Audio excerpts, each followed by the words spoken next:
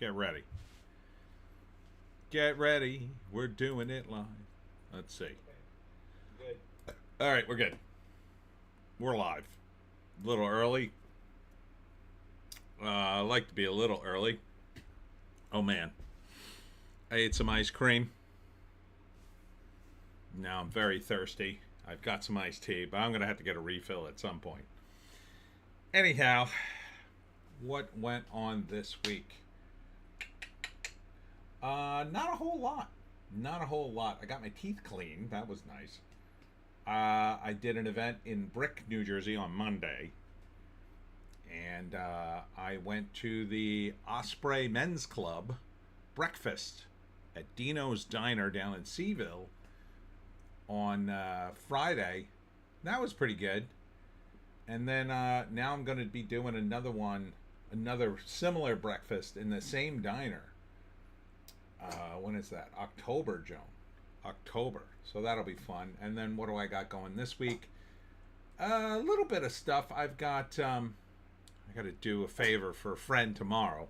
He's paying me to help him out, but it's going to be an early day. It's going to be so early. I'm going to go right to bed after this live stream. What? What? I know I disturbed you, but I wanted you in the show, Joan. I wanted you in the show. Can't you be in the show? You don't like to be up there? All right. All right, Joan's going. Here you go. God, what a baby. And then Tuesday, I'm going to Long Beach Island Book Swap, which I'm very excited about. Very excited. Art Industry here. Hello. Shared your link out to my 1,000 plus, and I'm never getting tired of saying that, followers. Nice. Thank you. Ardent, no notification, by the way. YouTube dislikes you, methinks. Yeah. They're pretty much down against anyone. It's not hard, right? You know, people subscribe to your channel and then turn on notifications and then don't get them. Unless they're important somehow to YouTube, I guess. It's really stupid. It's really stupid. But I do have a special thing tonight. I do have a sponsor, and we'll be showing my sponsor's commercial because he asked me to do that. But which is fine. I'm only going to show it once, and then you might, I don't know, you might see it in the actual commercials that YouTube does. Ardent, or randomly get unsubscribed. Yeah, I've been trying to get over 4,000 subs. Ardent, oh, fancy, yes. I've been trying to get over 4,000 subs. Now I'm within 10. I think I'm like 9 away from getting over 4,000 subs. It's really weird. I was at like 3,989. And then I kept going back down to like 83, 84, 83, 84. It's weird. It's like, what are you doing? Why am I suddenly losing people? I think they don't want to put you in other tiers or something. I think they just go through and unsubscribe. They're doing something stupid now. Which is why I encourage everybody to go to the green site. Begins with an R and rhymes with grumble.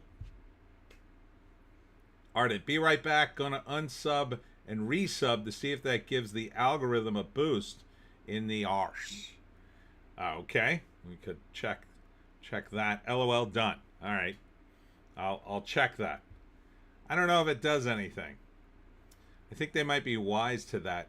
One of the things they're saying is going to happen is you won't get any views, or you won't get many views unless somebody leaves a comment. Like the likes won't really count unless you get a comment too. So do I have to start commenting on my own videos just to make sure I get what's due to me, YouTube? I mean, it's pathetic now. The problem is YouTube as a business model kind of doesn't work. They kind of overpromised. And at first, it worked out great. But now everybody's on it. And now there's like not enough ads and too many people making videos. But there's a simple solution for that. You need some sort of hierarchy, like the better you do, the more hits you get or something. Some kind of thing. Ardent views will require interaction. Likes, comments, shares, as I understand. Oh. So maybe the shares? I don't know. It's weird. It's very strange to me. So if you're out there, seeing this, like, comment, and share. So there's that.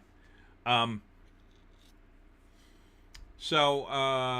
are we going to look at today? Well, we're going to look at the box office, of course, particularly the Fantastic Four, because the Fantastic Four is very interesting.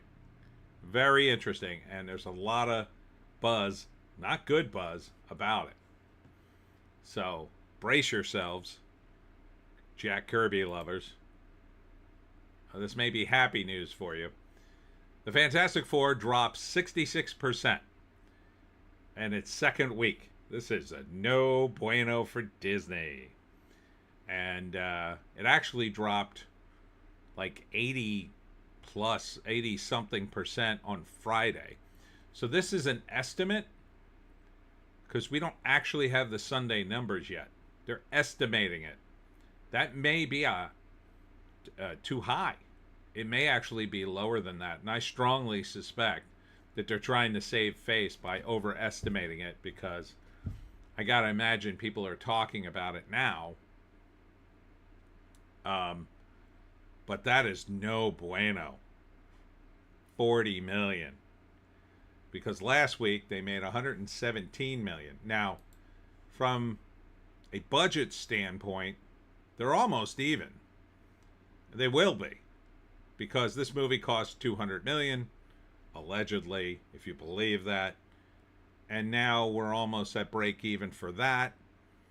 Then you're looking at possibly another 100 million for advertising. They did do a lot of advertising for this movie, but again, Disney owns a lot. They own ABC. They own at least part of Hulu.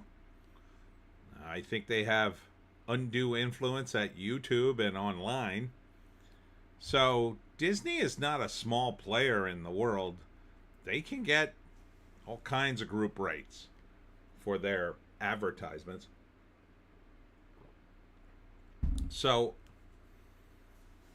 I, again, think that they are overestimating their expenses and underreporting their profits in order to save money on taxes when they go to add it all up at the end of the year.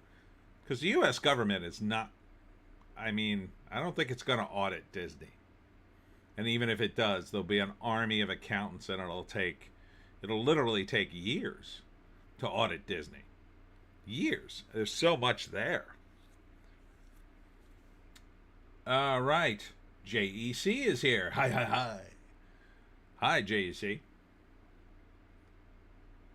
But, yeah, so Fantastic Four not doing well at all. The International does not look great at all.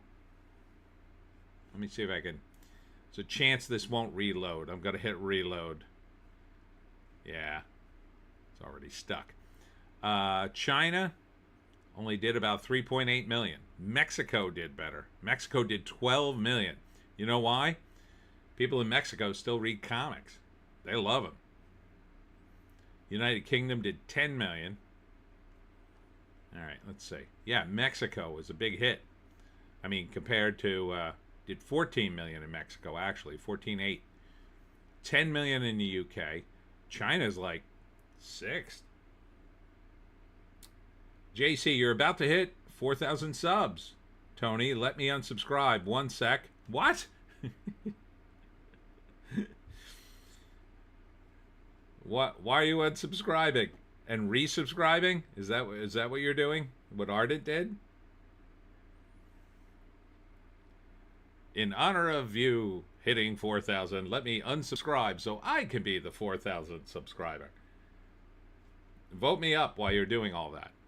Yeah, YouTube's totally screwing everything up, as always. Ardent, LOL. I wonder what YouTube would be like if they just left it alone.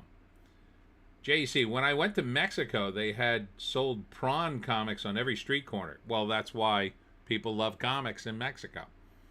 That's why they love them in Japan. I don't know what the pornography laws are in Mexico, but I know that in Japan, you can't show full penetration. That's like a no-no. It's illegal in Japan. You can't show it. So that's why, if you've ever seen prawn from Japan, they digitize the sex act, which is funny because I did my Mafia books, and then the first Mafia book was Complete Mafia for D20. I did a sequel called Complete Mafia West Coast, where I looked into the Yakuza. So in Japan, they... I was trying to figure out if prostitution was illegal, because that's sort of a big part of the money in American organized crime.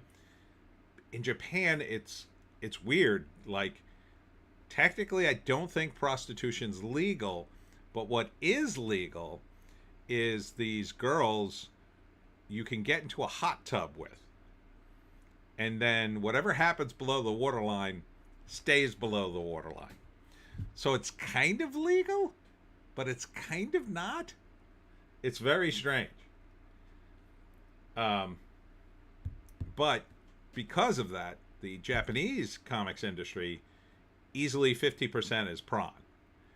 And then they use that money. They're not prudes in Japan. I mean, they're very conservative in their presentation and whatnot. But they don't see prawn as something that, like, they don't see it as something that, like, has to be abolished or something. They're not, you know, you've got religious people in the United States. They want to abolish prawn. And they just don't, they, like, the Japanese just sort of accept it. Like, oh, yeah, it's going to be here. And so they have comic book companies where literally one division is the prawn division, and then the other division is the comics for children. And people don't have a problem with that. So you can only imagine what it would be like here if Marvel Comics started an X-rated division. People would be up in arms, and they'd be probably forced to close it. Ardent, I think there are similar sorts of comics in Europe as well. Yes, they're more arty in their presentations of that kind of stuff. I'm not sure about Mexico. I know that Mexico, they have a lot of comics with Mexican wrestlers because they're kind of like superheroes, right? And they've got the mask and they're running around doing manly things, I'll say. Because they're not always like superheroes fighting crime. Although they kind of are, but some of them are a little just manly. So they have those kinds of comics are really big, and the American comics are, or at least they were big. I don't know about now. Maybe they look at them now and kind of roll their eyes and go, eh.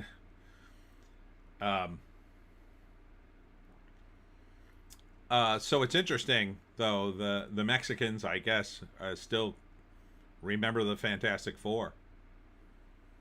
Maybe you could say maybe it's because of Pedro Pascal. I don't know. Maybe they see that and like, oh, now Reed Richards is a Mexican like us. I don't know. Maybe. I doubt it. He's so lame. But it's weird to me that China didn't do better. Seems to me that China, I think there's probably too much competition in China now. They're making too many of their own movies, and now Hollywood's getting pushed to the side. And they've had so many bombs, right? So many lame-ass movies. If they were making regular Hollywood spectaculars like they did in the early 2000s, I think they'd have no problem every time a movie dropped in a Chinese theater, it would be a giant hit. You know, with a few exceptions. But now it's like, how many more bombs are you going to make, Disney? Now, is this a bomb? It's going to struggle. I mean, next week, let's say, next week it'll do 40 million worldwide, maybe, right? So that'll put it over 400. I think it'll break even. Yeah, it'll break even. You do another 40, then another 20, then another 10, then 5. And, you know, if it keeps dropping at this rate, it'll be more like, next week will be more like 17, you know, between the domestic and international. Then it'll drop to like, I don't know, 7. And then it'll be like a 2, and then it'll be gone. So, it's got no legs. It's got no legs. Not like Superman. Superman has legs. No legs for the Fantastic Four. No legs. It is done. It is done. So not totally dead, but mostly done. Now here's a surprise. The Bad Guys 2 is number 2. And good for Sam Rockwell, who I believe does one of the voices. Let me just check that. I think he does. Sam Rockwell doesn't get enough credit. Yeah, Sam Rockwell, Mark Maron. I don't like him. Who else is in this thing? Yeah, Mark Maron. Craig Robinson. I like him. Aquafina. Don't like her. So it's a mixed bag here. Natasha Lyonne. Richard Ayoade. He's good. He's funny. So it's a mixed bag, but that's pretty good. 22 million for a kids movie and a sequel. But I mean, this movie probably cost a lot of money. I'll say that. I mean, it's a cartoon. I can't imagine it costing less. Yeah, the numbers is not doing well today, so it may not even load properly. That's why I'm not going to get off this page, because if I click off this page, it's probably not going to come back. Oh, here, it's just very slow. Very slow. So, 80 million it cost. It already did 44. So, next week it does another 22. It probably gets to its budget in gross, and then yeah, it's not going to make any money really. Maybe in secondary market.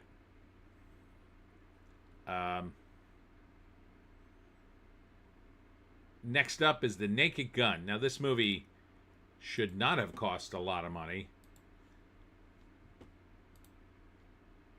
Doesn't say. 17 million. I saw this movie. It's okay. You know, it's okay. International box office, 11.5 million. It did 28. Yeah, I don't know.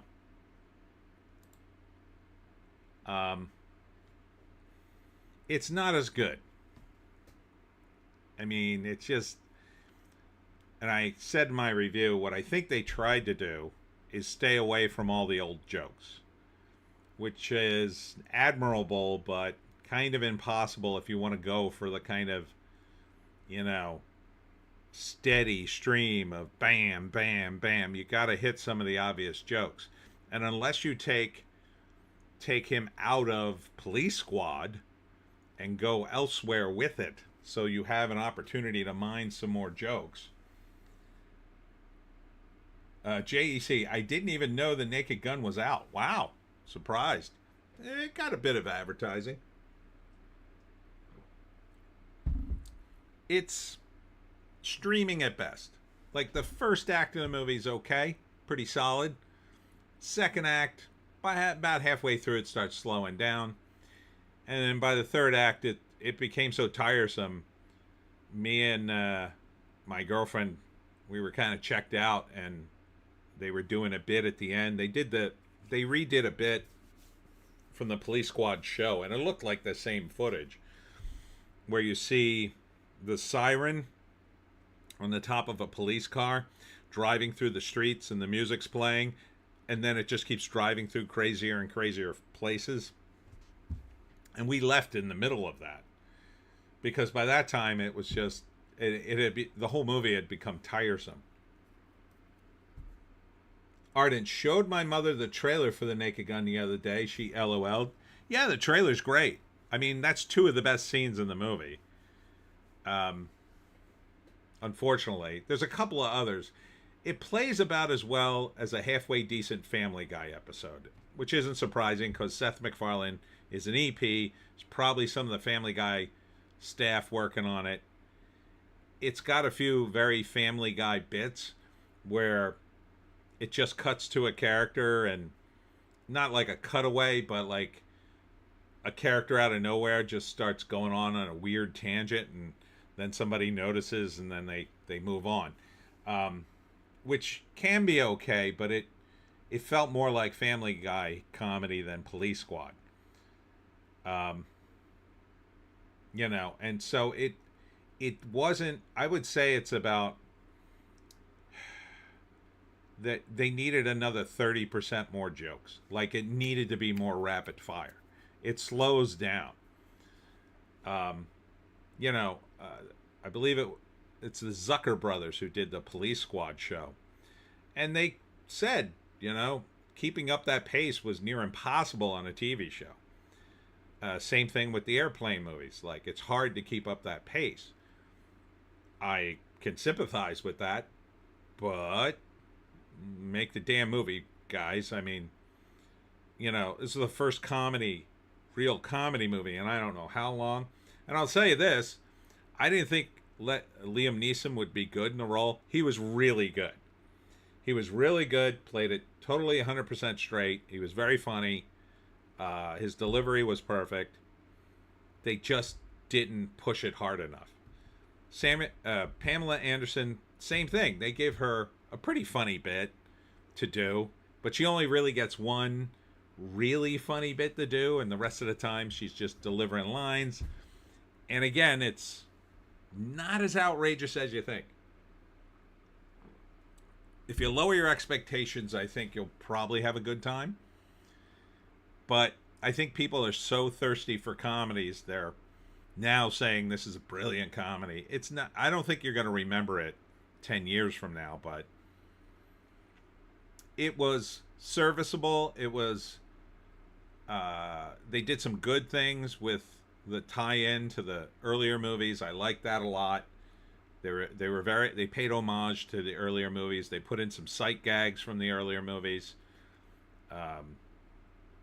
But it runs out of gas. That's what John Nolte said in Breitbart, and I totally agree. It runs out of gas in the third act. It just starts dying, and then it gets a little too caught up in the plot, which really doesn't matter in a Naked Gun movie all that much. I mean, you gotta have a plot, but it should be very simple. And it should be, look, it's a parody of everything. Steal the best plot from a cop movie. Like, I can't believe, and I said this in my review, I am stunned they didn't do a Taken bit. Like, I thought for sure they were going to do something from Taken. Because Liam Neeson was in Taken. He is the Taken guy. And they did 3 movies of that. Like, how did they not do a scene where he gets on the phone and goes, listen, I have a very specific set of skills. And then just list a bunch of nonsense skills that has nothing to do with what he's talking about. Or it turns out the phone call is about something else. Like, how did they not do that bit? How did they not do the bit where a beautiful girl gets pulled out from under the bed? Because that's from Taken 2, right? The first one. How did they not do that with Pamela Anderson? That would have been a hilarious call to his movies. And he's done a bunch of movies like that that are ripe for parody. He did the movie where oh God, I forget what it's called, but him and a bunch of guys crash in the wilderness and they're stalked by wolves, and one by one they all die, and it ends with him having to fight the wolves because, as it turns out, he's led the entire group right into the wolf's lair. And so the final scene in the movie is he like takes a bunch of bottles, like airplane bottles of booze, and he breaks them and he wraps them in his knuckles because he's going to use them to punch the wolves as he goes down fighting. But really, when you stop to think about that movie, he literally led the entire group of people in the movie to their doom. And he was supposed to be the guy that knew everything, right? He was supposed to be the woodsy guy, like, well, we can't do that. The wolves will eat us. No, he delivered everybody to the wolves and then died at the end fighting them. Like, how couldn't you do a scene like about that? And every other friggin' movie he's done. Nope. No reference to it whatsoever. I am shocked. Now, maybe Liam Neeson didn't want to do that. He didn't want to undermine his old movies. It's possible, but I don't know. He seemed pretty game. He did some weird stuff in the movie. So, but the upside is maybe comedy's back. I mean, they've done Happy Gilmore 2, which I'm pretty sure sucks. And I confirmed that when Ryan Long, the Canadian comedian, if you haven't seen him, look him up. He's very funny. He did a bit called, it was a little sketch, and it was called That One Guy You Know Who Won't Admit Happy Gilmore Sucked. Or Happy Gilmore 2 sucked. So he does a whole sketch where, like, his roommate asks him, oh, you saw Happy Gilmore 2? How was it? And like he says all kinds of things about the movie, but he refuses to say whether or not it's good, and then he gets super defensive. So, I mean, and he's a really funny young comedian. So it's like, yeah, if Ryan Long is saying that Happy Gilmore 2 sucked, I'm pretty sure it sucked. But, maybe he's jealous, you could say. He's a comedian. I kind of doubt it. The whole trailer felt kind of low energy for Adam Sandler. And everybody keeps talking about the cameos, and nobody talks about the hilarious bits in it. So, but yeah, Naked Gun to me is like I wish I'd seen it on streaming, because I spent way too much money in the movie theater. I think I'm done with movie theaters. I really am. It was ridiculous, the amount of money I spent. Never again am I spending that kind of money in a movie. Unless I'm getting drinks and dinner. I mean, it was, with the tickets and the food I bought, it was over $60. It's just ridiculous now. Man Heat is here. Man Heat. I'm 12 minutes in, listening at 2 times speed. We'll catch up in 10 minutes or so. And I find it very surprising you hadn't talked about Sydney Sweeney's American Eagle controversy yet. New subscriber here, by the way. Welcome, Man Heat. Well, we can talk about that if you'd like. There's not much to talk about. It's a stupid controversy. It feels made up. That a bunch of lefties equated Sydney Sweeney with the bad guys from Germany. They're a bunch of idiots, if it's even true. So, and now everybody's up in arms, and Lizzo did a picture, and a few other people did a picture, and everybody's memeing on it, and then they did some more, and then American Eagle came out bravely defending her boobs. It's the whole thing is just a stupid controversy, probably designed to sell jeans. I mean, they are pretty Machiavellian in the PR departments these days. Part of the deal was during the dark times, the woke era, they purposely did this kind of thing just to stir up controversy, just so people would talk about the product, even though they were talking about very negative things. Ardent, Man Heat, something about that name seems suspiciously familiar. Yeah, that's what's his face. I know who that is. New subscriber. It's like, they just would generate buzz, negative buzz, which to some extent brings people in, but it got so negative, it didn't work. Ardent, LOL. I think. I think it drove people away, and it took them a while to realize that. Whereas this now can create a situation in which, lefties can poo-poo something totally normal, and now everybody could go, no, I'm going to defend that. I love boobs. Sydney Sweeney's great. I'm going to go buy those jeans. I'll show you. LeMay, saying a blonde, blue-eyed woman is pretty is evil. Yeah, according to these supposed lefties. But I have my suspicions that they exist at all. They may just be part of the PR machinations in the background. They've just decided to manipulate people the other way. Ardent, LeMay, had a whole Twitter argument about whether Jenna Ortega looks like a corpse these days earlier. Titties for the win. Yeah, Jenna Ortega. Let's talk about that. Let's see if I can find the picture.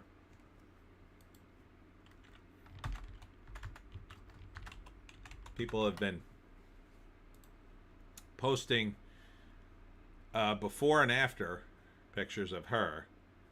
Here's the after picture of her. She looks terrible. I don't know if that's a before picture there. Here they are, side by side. So here is Jenna on the left, who looks cute, normal, looks like a girl next door, very pretty. Here she is on the right. Too much makeup, looks old, looks tired, looks like she's had surgery. What the F is going on? Looks like she's got some kind of hair extension in the front of her head. Who wants this better? Who looks at this picture on the right and the left and says, oh yeah, that girl on the right? I mean, she looks terrible. LeMay, shaved her eyebrows? What? No, she has them. I think. Maybe she's plastered them on. But look at where her eyebrows are here and her eyebrows are there.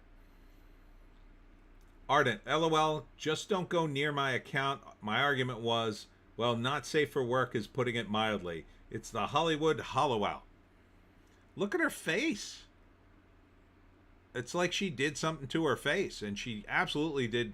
She's got a great face. She didn't need to do anything. There's nothing she needed to do.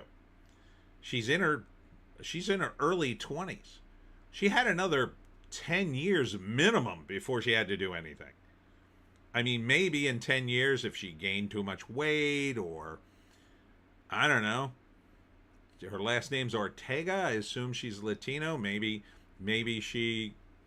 a lot of Latino women, like a lot of Italian women, it's kind of like their beauty is like burning the candles at both ends. They burn amazingly. They're so hot when they're young, just unbelievably hot. And then something happens, they transform into everybody's overweight aunt at about 30, 35. Now that could happen to her, but she's a Hollywood starlet, so I'm pretty sure she has millions of dollars to have a trainer, to, have a personal nutritionist to keep her on the straight and narrow so she doesn't balloon up. So why does she look this way? This is like a supermodel kind of makeup job for a person who looks like she's aging out of modeling. Like, if Heidi Klum, who's way too old to be a supermodel anymore, came down the runway with this makeup job, you'd be like, well, she's up there, and they had to put a lot of makeup on her to make her kind of look like she's 20. Jenna Ortega already looks like, she plays teenagers sometimes. Wendy Adams is a teenager. Ardent, Bukai fat removal. She has no fat. There's nothing to remove. What are they removing? If anything, her jowls now hang lower. Her face looks like You know, she has a weird look at, what is this chin? I don't want to see that chin on a woman. Her chin was fine. I don't want to see a jawline like powdered toast man. I don't want to see that kind of jawline. She looks great here on the left. Now, that's probably from a couple of years ago, but it's not that much time. I mean, she is still very young. There's absolutely no reason for this woman to have surgery. None. Zero. Any doctor who recommended cosmetic surgery for her should be investigated and probably have their license removed. She could ruin her entire career with this look.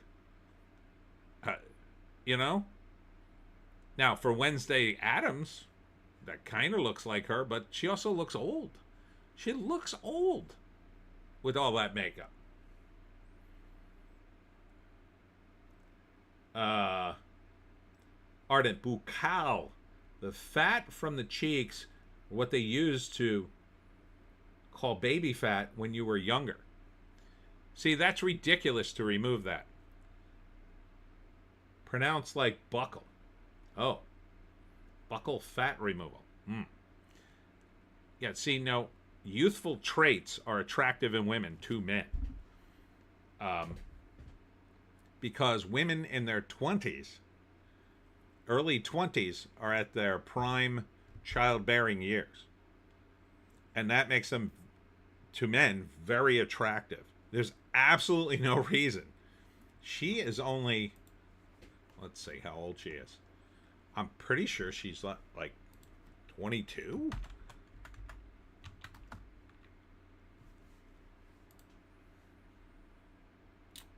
She's 23. There's absolutely no reason for this. Like 10 years? Maybe. You could argue that maybe in 10 years. Even then, that's really pushing it. So this is an abomination, really. It's just terrible. Terrible. All right, where was I here? Yeah, so Sydney Sweeney didn't have any operations that I'm aware of. The only thing I'm annoyed with Sydney Sweeney is that stupid soap with her bathwater in it she sold. Ardent, it's trendy apparently. There's a bunch of women have had it. Bella Hadid, Leah Michele, Anna Taylor-Joy. She looks weird enough. Liza Gonzalez and Zoe Kravitz.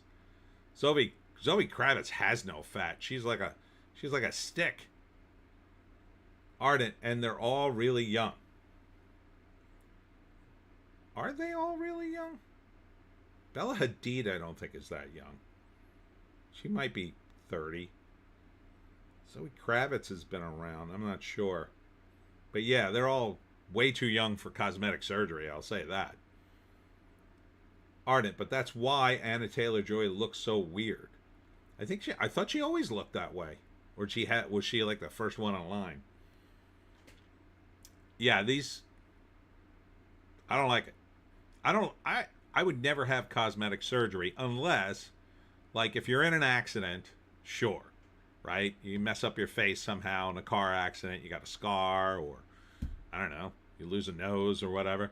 Yeah, you get cosmetic surgery. Obviously, you want to look. You want to look so people don't go, ooh, when they see it. But if you already look good, what are you doing?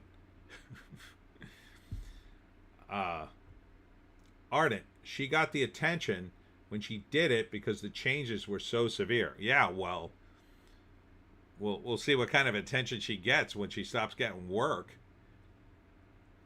At number 4, dropping from 2, is Superman. 13 million.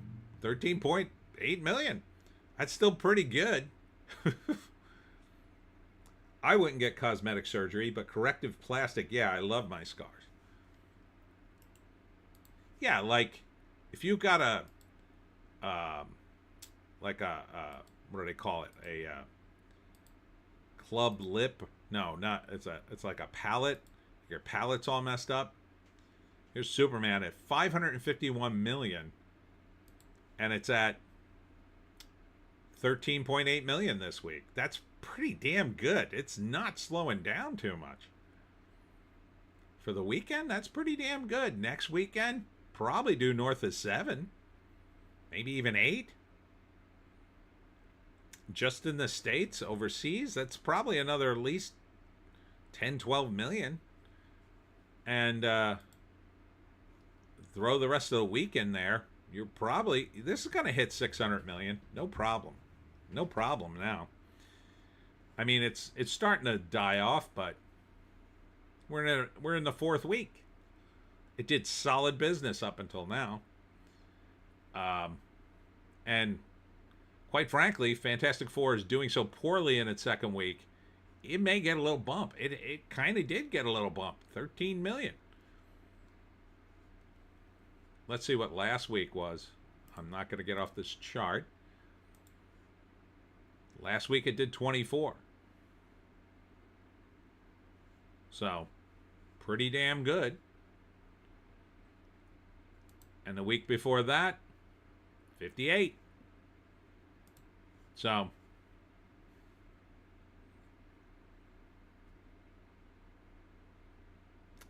LeMay, any surgery can go wrong. Best to avoid it. Exactly. Exactly.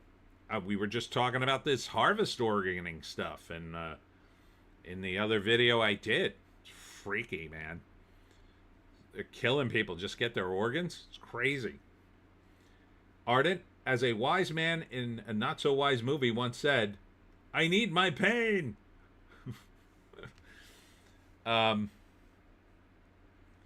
So yeah, Superman doing super. Now, this movie cost $225 million. So even with the formula of 2.5, where's that put us? That puts us at 4. It needs to do 450 plus another $112. So 562. Yeah, we'll definitely be over that.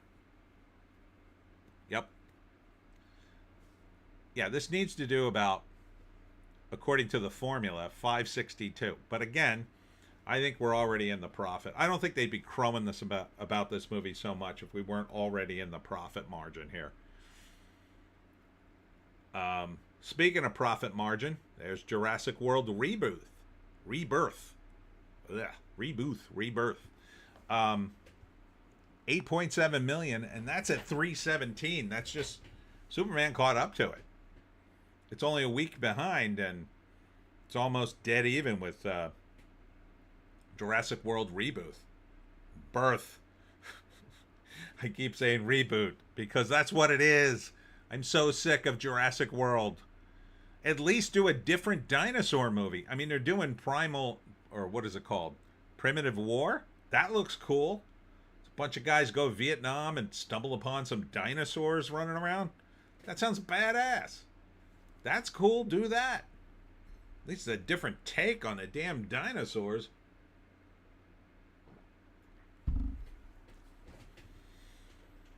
Number 6. This is Alison Brie, Dave Franco movie called Together. It looks weird as F.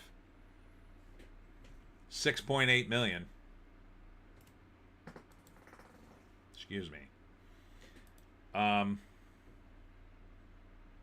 Basically, the premise, here I'll read the write-up. Years into their relationship, Tim and Millie find themselves at a crossroads as they move to the country, abandoning all that is familiar in their lives except each other.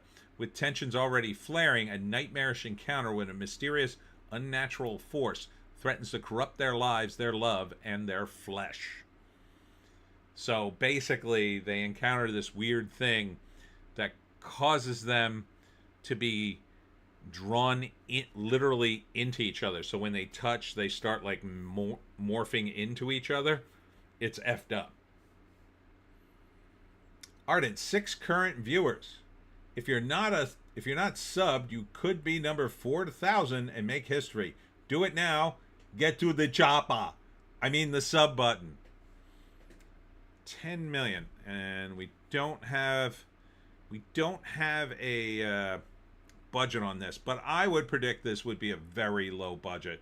This looks like a movie that Dave Franco and Alison Brie maybe produced on their own. or someone did. It looks pretty low budget. Not a lot of effects, but some. There's a scene. I'm pretty sure they have sex when this is all going on, and then they can't uncouple because of something that happens to them with this weird thing that keeps making them merge into one person. So that's why you have this weird, freaky thing. I don't know if I can watch this movie, quite frankly. It seems a little unnerving. All right, and then what else? Number 7, dropping from 4F1, the movie, 4.1 million, doing well. I believe this thing made its money. I think we already determined that. All right, it's time for me to get more iced tea and hit the bathroom. Yeah, we're at money, I think. I don't know how much this costs, but probably not 200 million. Probably closer to 100. Yeah, we're in money territory. That's money, baby. All right, Joan.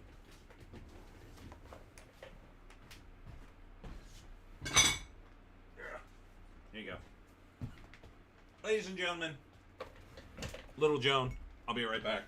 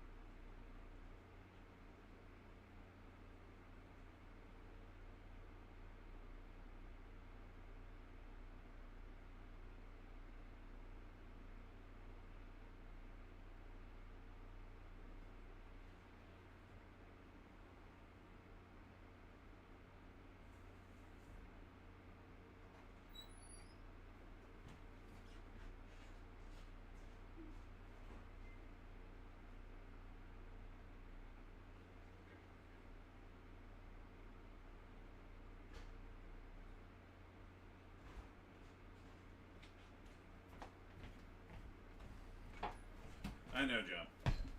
I know. Smells like farts in here, but you're a trooper. All right, let's see what Joan did this time. Ardent. Body horror romantic drama was not the cross-genre flick I expected. Ardent Joan's racism hour. Woohoo! Joan, do you mean you think the existential purpose of humanity is to kick cats? That's not right, no matter how the main I don't know if I should say that word abuses you. Joan, you'll get him demonetized. Yes, Joan, I saw the typo. All right, you want to get down? Joan, you're not much of a player today. Get that out of there. There you go. All right, you can stay down there. Sorry about that, everyone. That's little Joan. Don't worry, we're going to get to the sponsor soon. I want to finish the box office first. Number 8, dropping from 6, I Know What You Did Last Summer. This is the 3rd week. We didn't get to see the 2nd week on this because I couldn't get... What was the drop on the 2nd week? You Know What You Did Last Summer? Dropped 59%. Yeah, so not very good. No bueno. Ardent, it's a cat breed, Maine Coon. Oh, okay. Very large. So, I Know What You Did Last Summer did, however, already make its money back. And then some. Number 9, dropping from 5, is the Smurfs movie. 1.5 million, or 7. Not a fan of this. Wait, let's see. Wow, it did well overseas. 89 million for a $58 million film. Yeah, we're not quite there yet. and I don't think it's going to make it. So last week it dropped 51%. Not too bad. Better than Superman. Number 10, How to Train Your Dragon. Dropping from 7, 1.3 million in its 8th week. I don't get you people. Live action remake of a cartoon. I don't get you. I really don't. Number 11 is dropping from 8 is Eddington. This movie didn't do well at all. What did it do last week? Dropped by 63%. So that's another stinker. But this probably didn't cost much. Although Pedro Pascal is in it. Joaquin Phoenix is in it. I think a few other people are in it. What was the... Yeah, we don't know the budget. It probably wasn't all that high. Probably not very high. So, I don't know. It probably is close to making its money. Cat Video Fest 2025 opened in about 200 theaters, made $460K. What did this cost? 10 cents? I mean, that has to have made money. You basically just downloaded it off the internet and chopped it together. How much could that possibly cost? I bet it doesn't cost $460,000. Lilo and Stitch still in theaters, about $448,000 in its 11th week. Elio in its 7th week, $365,000. Mission Impossible: The Final Reckoning in its 11th week, $245,000. It ain't gonna happen, Tom. It's done. Be done. Be done with MI movies, please. After that is Sorry Baby, $184K in its 6th week. Oh Hi, from Sony Pictures, dropping from 10 way down the list. $175K in its 2nd week, drops 85%. That's no bueno. Ardent, everyone's getting more immature as the quality of writing drops to draw a broader audience. Makes me long for the days of kids' movies like The Last Unicorn, tragic and beautiful at the same time. Well, going broad is better, generally speaking, because part of the reason the woke stuff happened is they got more and more, they kept drilling down into more and more woke BS. And that's very, very specific. They're very, very specific audiences. You can't do that if you're doing something broad.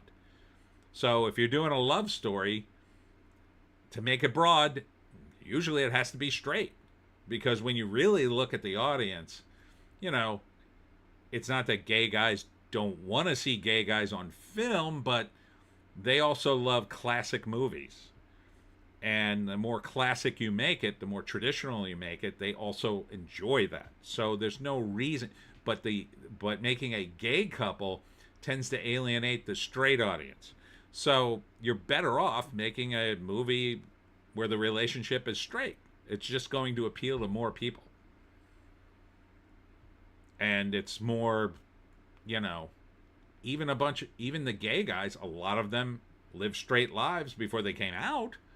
So, you know, it's about the most relatable thing you could do. The problem with Hollywood, part of the problem is they're so ensconced in a bubble. They don't meet real people. I mean, these are people who genuinely are convinced that they live in a fascist dictatorship run by an orange bad guy from Germany. I mean, it's crazy. They genuinely believe that. Ardent, hence why I used quotes around broader. Yeah. I see what you mean. So now it's just collapsing back into that. The problem with that, though, with the broader thing, used to be when you would pitch something that was a little bit more specific than that. They'd go, oh, no, that won't appeal to the people in the Midwest. And you'd be like, well, it's not completely out of the ballpark. They'd just be like, oh, no. So we're probably going back to that. I mean, Hollywood is very reactionary. When they swing back, man, I'm telling you, you won't be able to sell a damn movie unless the two main characters are happily married and have two kids. I mean, that's where it's headed, I think. Man heat. I'd rather watch a fabulous MGM musical extravaganza than anything of the Brokeback genre. Yeah. Most people would. It's more relatable. It's the bottom line. You want to try to make your movie appeal to as many people as possible. Hollywood got caught up in a bunch of nonsense because they thought it was popular. And when they started to see signs that it wasn't popular, the thing to do was to change course. But they didn't, because all the monetary incentives said, no, that's the best deal. The ESG stuff artificially pushed them in that direction, because it was like, oh, no, you can't go in the other direction. We're doing this ESG thing. We're getting cheap money. Don't mess it up. Yes, we're not going to make as much money, but we saved $30 million already on this thing. So make your $200 million gay extravaganza. And then you make it and you don't make any money. Ardent and churchgoers. Yeah, so all the people who were super woke and they said, oh, you can't say that word, or we're going to cancel you, all those people. They were the same people who 40 years ago would say, oh my God, Jesus wouldn't approve of that. That is very not godly. And we want to cancel you because you're insulting the Christians, you're insulting the Catholics, you're insulting the church. You know, Last Temptation of Christ, there was a big protest. Dogma had a protest. Kevin Smith's stupid film. And a few others. Hollywood was worried that they would get targeted. Ardent, speaking of ESG, that's got to have been cut off by USAID cuts. Not completely, because it really came, a lot of it came from BlackRock. They pushed it on corporations. So they said they weren't, USAID wasn't giving out loans. They were just giving out money. That might have been going to places like, you know, PBS and NPR and certain specific projects. It might have targeted things that USAID financed in other countries, and then, you know, like a movie. There was recently a movie about Palestinians. I didn't see it, but it got a bunch of awards and ended up over here somehow. And then the Palestinian who shot, I think he died. I think he got killed in the latest dust up. So that could have been something, because it was maybe designed to influence people here, or certain groups of people here. Ardent, LOL, Ozzy once joined a protest of one of his concerts. Yeah, that's pretty funny. So yeah, you'll have all these people up in arms. Why? The same reason these idiot woke tards do it. They've got nothing else to do. They join something, they can feel good about themselves. There was just a protest here in Egg Harbor Township. And it was about 50 people.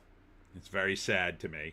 They were protesting Trump. Like, that was the protest. It was called Rage Against the Regime. I mean, you can't get more cringe than that. A lot of old people. They had an Antifa flag. I mean, it's sad. This is what happens in South Jersey. We get everything about 4 years late. So now it's, you know, all the woke stuff starting to die. It's just starting to percolate in South Jersey in certain places. It's ridiculous. So expect to see me canceled in the not too distant future.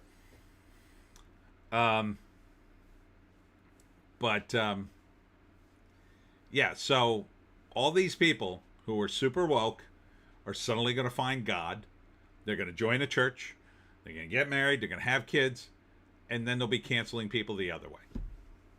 Just like happened in the 80s. And then the 90s was like what we just recently went through. And now we're the pendulum swinging back and forth. But each time it swings out a little further. It's not slowing down. It's going further and further out. So when James Lindsay talked about the woke right, at first I was like, and then I was like, oh, now I get it. Yeah, the pendulum is swinging back. The woke right guys are the guys who are like, they're dragging that Overton window too far the other way. Or they're trying to. James Lindsay is short-circuiting them to some degree. But my God, man. I just watched a clip on X. It's Tucker Carlson being interviewing Candace Owens, and they're talking about Nick Fuentes. Now, all three of those morons are now completely in the woke right camp. I mean, Tucker has, in my view, burned his credibility by platforming people who have absolutely insane views and not really calling them out. You got Candace Owens, who's lost her damn mind as far as I'm concerned, and Nick Fuentes, who's like pretty openly anti-Semitic and racist, or at least he said stuff like that. So all these people deserve each other. I don't want anything to do with them. Ardent, just remember these three key phrases: God is good, Christ is king, and praise the Lord and pass the ammunition. Yeah, that's pretty true in South Jersey for a lot of folks. I'm not religious. Like, I believe in God, but I don't believe in religion. Religion has let me down too many times. Because religion is run by people. And they are very fallible. So they set up these organizations, and they mean well a lot of times. At least when they set them up. But ultimately, I don't find them very effective. I mean, I'm willing to work with people, if they're doing charity or something, but I wouldn't join them. It creates this weird obligation that to me is separate from the spiritual part, if that makes any sense. And people get sucked into the institution rather than talking about spiritual matters. And then you read the history of the Bible, and it's just like, my God, man, how did they even put this thing together? JC, Tucker jumped the shark with the Putin interview. Nick is a Fed and gay. And one other one will say whatever suits her grift. Yeah, that's the vibe I get off of her. Which is weird because she's married to a billionaire. Like, what do you even need the grift for? Like, to me, like, she doesn't even need the money at this point. Ardent, even people in the white positive camp with me despise Fuentes for having a poor focus. Hating on other races gets us nowhere when we should be working for the good of our own first.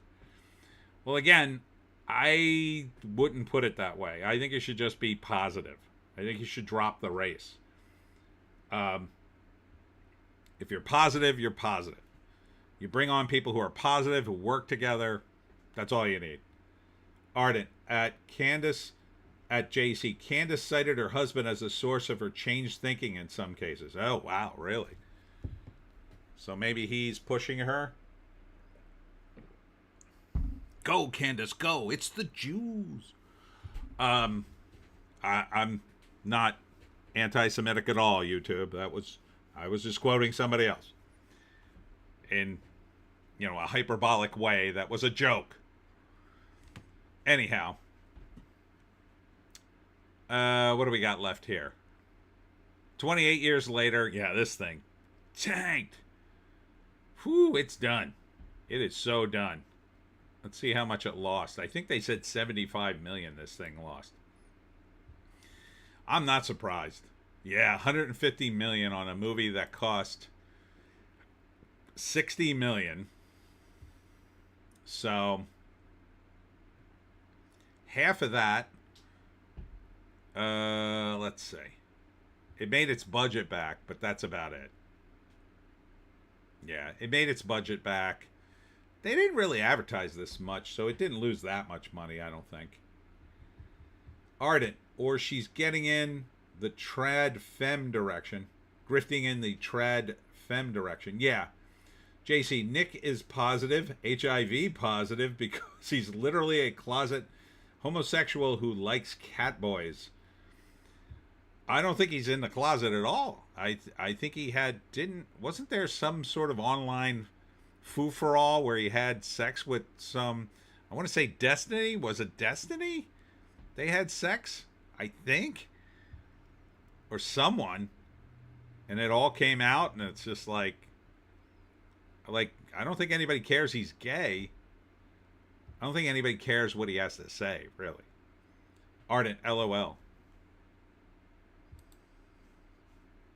But yeah, so 28 years later, such a missed opportunity there. Cloud, might have to see this film. Seems interesting. 82K though, it's not doing very well. Ardent, that closet has a sheer curtain over the door. Yeah, Destiny. Oh, it was Destiny. JC, he isn't in closet just because it's so obvious. He still denies it. How does he deny it? It's weird. Thunderbolts, 60K, and it's 14th week. Give it up, Disney. It's in 20 theaters. What's the point of that? Architecton. That's a weird documentary about architecture, I think. Just opened up for 58K. Materialist, that's the other Pedro Pascal movie that didn't do so well. Blue Sun Palace. And Drowning Dry. No idea. Drowning Dry made $159. It's in one theater. It made $159. It's in its third week. Oof. Oof. Okay. Oh shoot! I forgot. I gotta get something for. I gotta show you the commercials now. Hold on.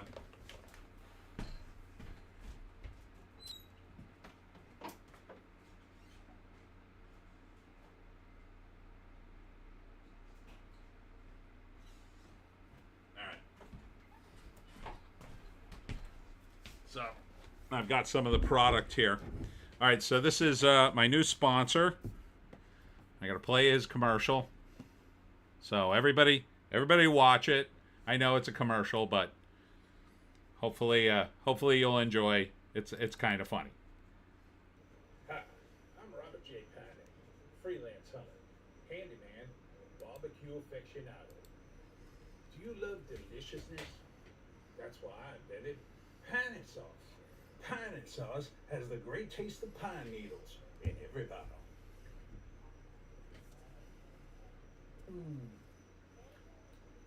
Delicious. You can put it on your meat.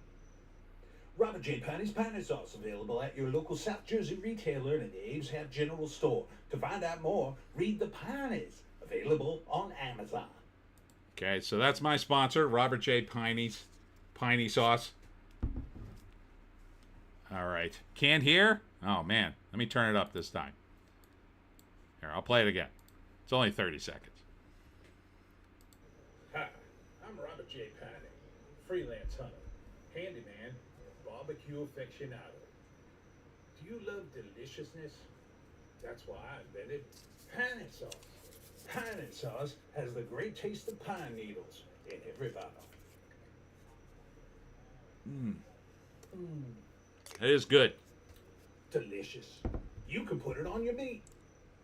Robert J. Piney's Piney sauce available at your local South Jersey retailer and the Abe's Half General Store. To find out more, read the Pineys, available on Amazon. I can't believe Clint Miller isn't here tonight to see that. That was for him. So yeah, so Piney sauce is now the official sponsor of the live stream. And you can get it at the Abe's Hat General Store. And it's made with real pine needles.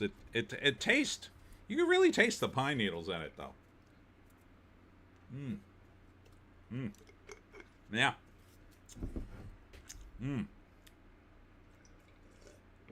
Salty. Thank you, Arden. Arden says good work. Yeah, you can read more about it in the Pineys book 18. Man Heat. Love Piney sauce. Congratulations on the endorsement deal. I know. It's not a lot of money, but, you know, the prestige alone is worth it. All right. Checking the trades. Of course, Fantastic Four Craters in Weekend 2.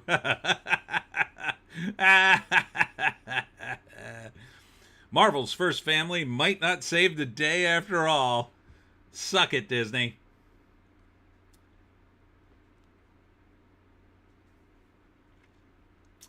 JC, it's salty? That's what Destiny said to Nick. That's hilarious.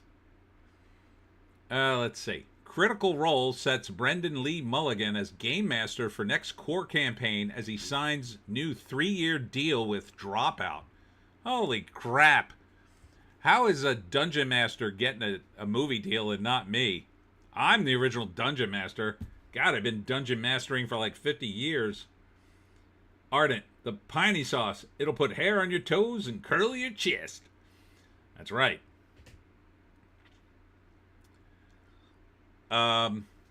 Is this the guys who do that show I reviewed? Dimension 20, Brandon Lee Mulligan. He's doing he's like a game master. Vox Machina, that's it. Vox Machina. They did a cartoon based on their campaign. It's okay. The show's all right. It's not great. It's like good. It's solid enough. But like the comedy, could be stronger. In my opinion. They kind of can't make up their mind whether they want to go full board comedy or, you know, serious. And it kind of leans closer to seriousness. But, you know, the show is okay for a fantasy show.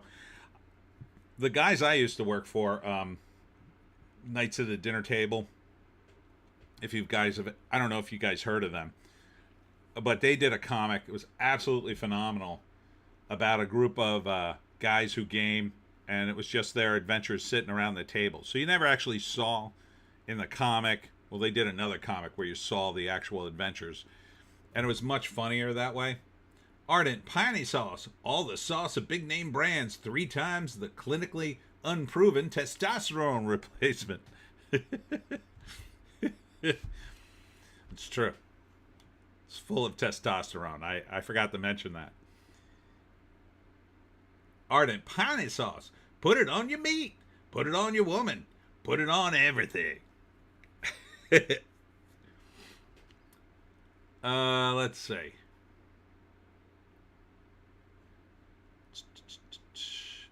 Goodbye, Carrie Bradshaw. And just like that, ending after season 3 on HBO Max. This was the sequel series to Sex in the City, which is a show that had Kim Cattrall mostly naked, and then had a show that hardly had Kim Cattrall in it at all. So, what do you expect? I like Kim Cattrall, if you didn't guess. Tom Holland reveals his new Spider-Man costume. I mean, it doesn't look that different, which is probably a good idea. He's definitely got to stay in shape for that movie. So, let's see. Let's see if they have any... So there he is. Put on the mask. Yeah. I can't play the sound. There might be music underneath it or whatever. Ardent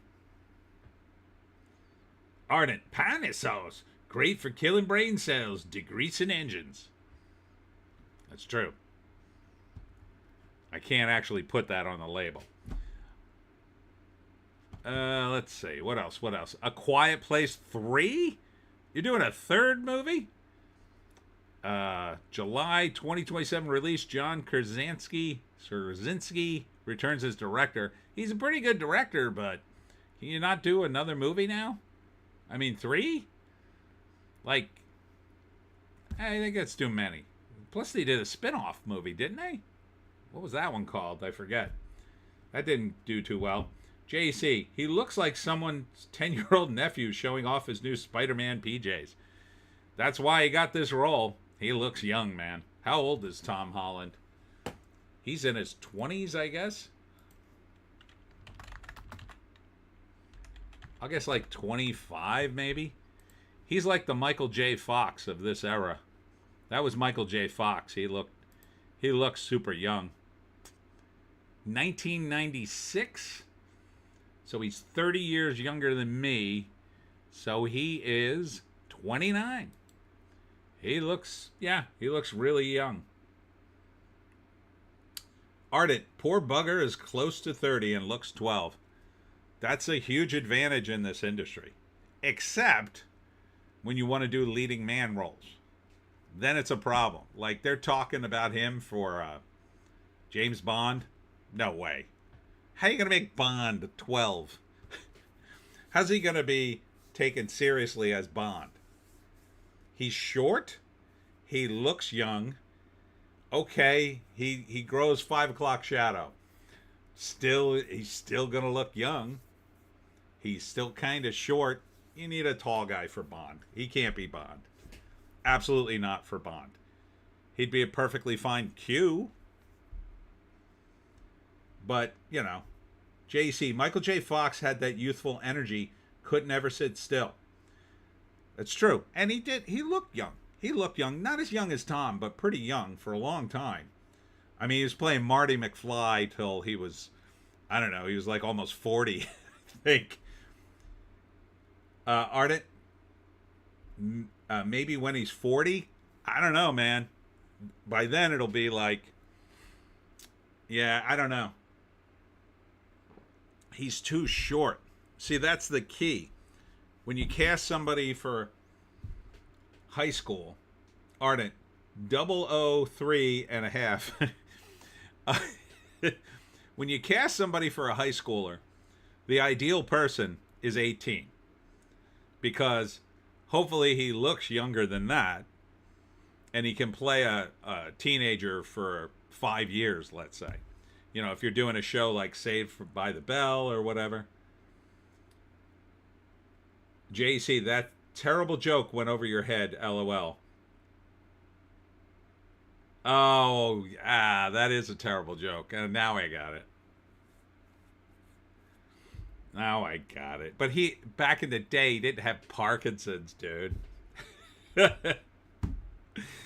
Now I get it. Embarrassing. But, like, you know, you're casting somebody for, like, Saved by the Bell. They're all teenagers in that show. You want them to look like a high schooler for the run of the show. So Tom Holland's like a perfect casting choice. You know, back in the day, it was when I watched, this is an old show, but if you've ever watched Welcome Back, Kotter on reruns at like Nick and Night or on YouTube or something, you know, John Travolta was in that. And the guys on that show, they were all way too old. They didn't even look anything like high school students. They were supposed to be in high school. And they absolutely all looked like they were 30.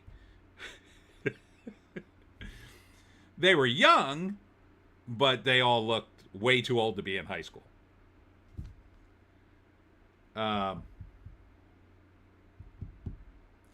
Ardent LOL, I missed the comment initially. Tisk, sir, tisk, I say. LOL, yeah, not like Luke Perry. Yeah, Luke Perry was too old, too. But the downside is, yeah, when he wants to move on to, like, leading man roles, you know, he could do, like, young father role, maybe. If you know, you could age him up a little bit in a different role, right? You get put on a suit, maybe he grows a beard, and then he looks a little older, and he could be young dad. But, like, manly leading man, it's going to be tough. You're going to have to get a little person to play his love interest so she can look up to him. He's a little guy. What is he, like 5? What is he, like 5'4"? He's small. He's small. He's like Tom Cruise height. Maybe him and Tom Cruise could team up together, and then finally Tom Cruise will have somebody shorter than him. But yeah, I mean, he can't be Bond. If they cast him in Bond, they're nuts. They're absolutely nuts. But I could see him doing it. I mean, how are you going to say no to Tom Holland? His name would bring people into the theater. But yeah, it would be a disaster. But they're not going to cast him. I don't think so. I don't think they're going in that direction. Plus, they got Denis Villeneuve, the Dune guy, directing it. I don't think he's going to pick Tom. He'll probably pick one of the Dune guys. Maybe Timothy Chalamet. But he's not English, so no, probably, right? He's not English, is he? I don't think he is. Ardent, LOL, if only Peter O'Toole was still alive to teach him how to drink hard and sleep less.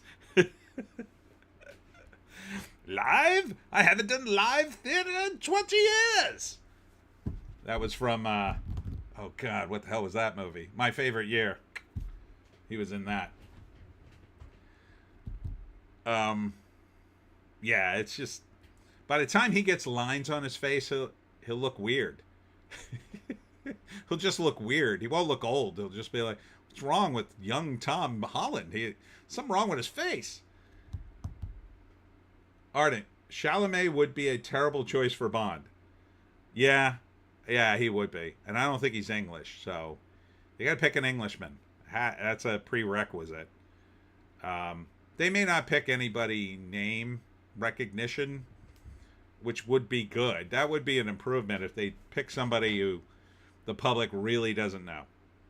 An unknown who's got talents that we don't know, like, someone who was really good at, let's say, martial arts, who is a decent actor and, he's a black belt in something. That would be a good choice. And he's English. Someone who was, I don't know. I'll tell you, the guy who would have been great if he was, alive and young enough would have been Christopher Lee, because he actually killed dudes. I mean, imagine Christopher Lee, a young Christopher Lee as James Bond. It would have been amazing. Ardent, Daniel Craig was fairly unknown before Bond, wasn't he? Well, he'd been in Layer Cake. Yeah. I mean, Bond kind of made his brand, made him a big star. Layer Cake sort of brought him to everybody's attention. But if they go in that direction, that would be good. But the moment Craig was Bond, like he took off like a rocket, and then the movie sucked. It really sucked after that first one. So we'll see. Ardent, I am 100% convinced Lee was Bond. He probably was, and definitely the inspiration for him. That man was badass. He really was. That story about him on the set of Lord of the Rings is amazing.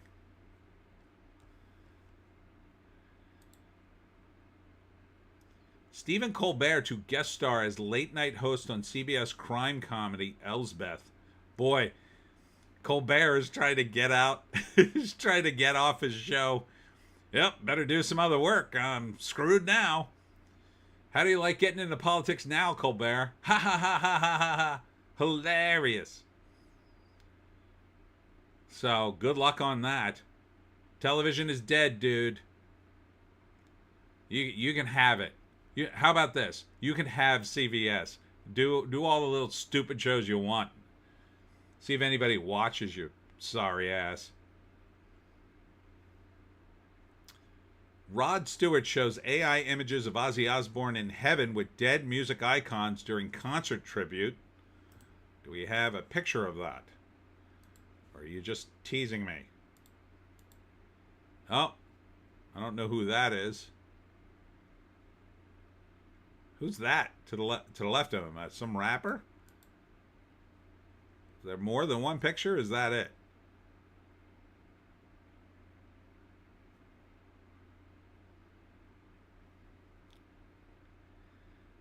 had him smiling in heaven with Tina Turner, Bob Marley, Prince, and XXX Tentacon. I don't know who that is. Some rapper dude. Ardent, if you haven't seen it, Count Dankula did a great documentary on Sir Christopher Lee. Ooh, I should check that one out.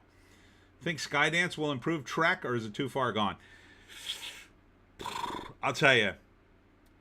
Let's get into this. Starfleet Academy.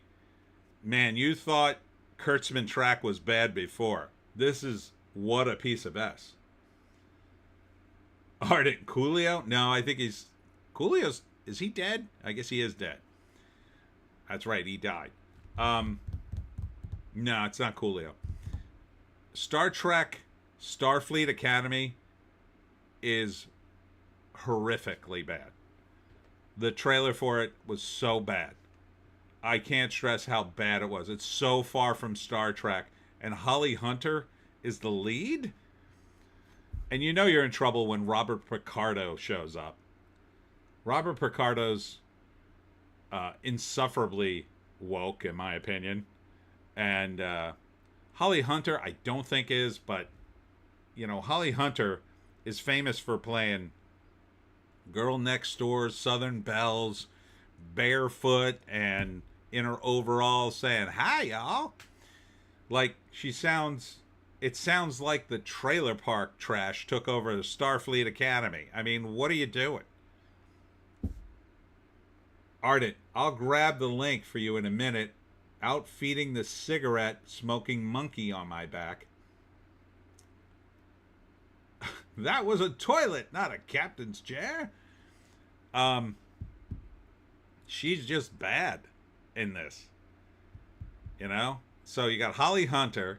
Then you've got what clearly looks like a black woman in Jem'Hadar makeup. And if you know anything about the Jem'Hadar in the Star Trek universe, they were introduced in Deep Space Nine as biogenetically engineered killing machines. That's all they are. The Jem'Hadar were just bioengineered to be soldiers for this other race that runs the fourth quadrant. And they're just, you know, they're just mindless soldiers that just kill on orders. Instead, now one of them's in Starfleet because Starfleet's inclusive now. And it's played by a woman who clearly has boobs and is heavy set, and that's not a Jem'Hadar either. They were all in super good shape, because if you're going to bioengineer a soldier, you would want to, you know, you wouldn't want to give him like a gut. It's so insane what they're doing. Ardent, the Jem'Hadar Klingon hybrid made me furious. Ardent, the Dominion founders, can you tell I'm a DS9 guy? Yeah, the Dominion founders, that's who they are. They're the guys with the weird ears. I could picture them. I couldn't think of their names. And the makeup's, it's just a disaster. And then the clips they show of the young, you know, Academy members. There's a scene where they're clearly at a nightclub. They, of course, come back to San Francisco, where it all started. You know, there's nothing. It's all like this epic music, like, oh, you're finally getting Star Trek again, and it will be so wonderful, and blah, blah, blah. Oh, there's nothing to it. You want to talk about a show that looks like nothing. It looks like nothing. There's no character to it. It's just Holly Hunter going, you know, with her weird southern lisp. I can't do it, but it's just like, hi, y'all. Welcome to Starfleet Academy, y'all. It's dumb. It's the dumbest thing I ever saw. It made me furious. It made me freaking furious.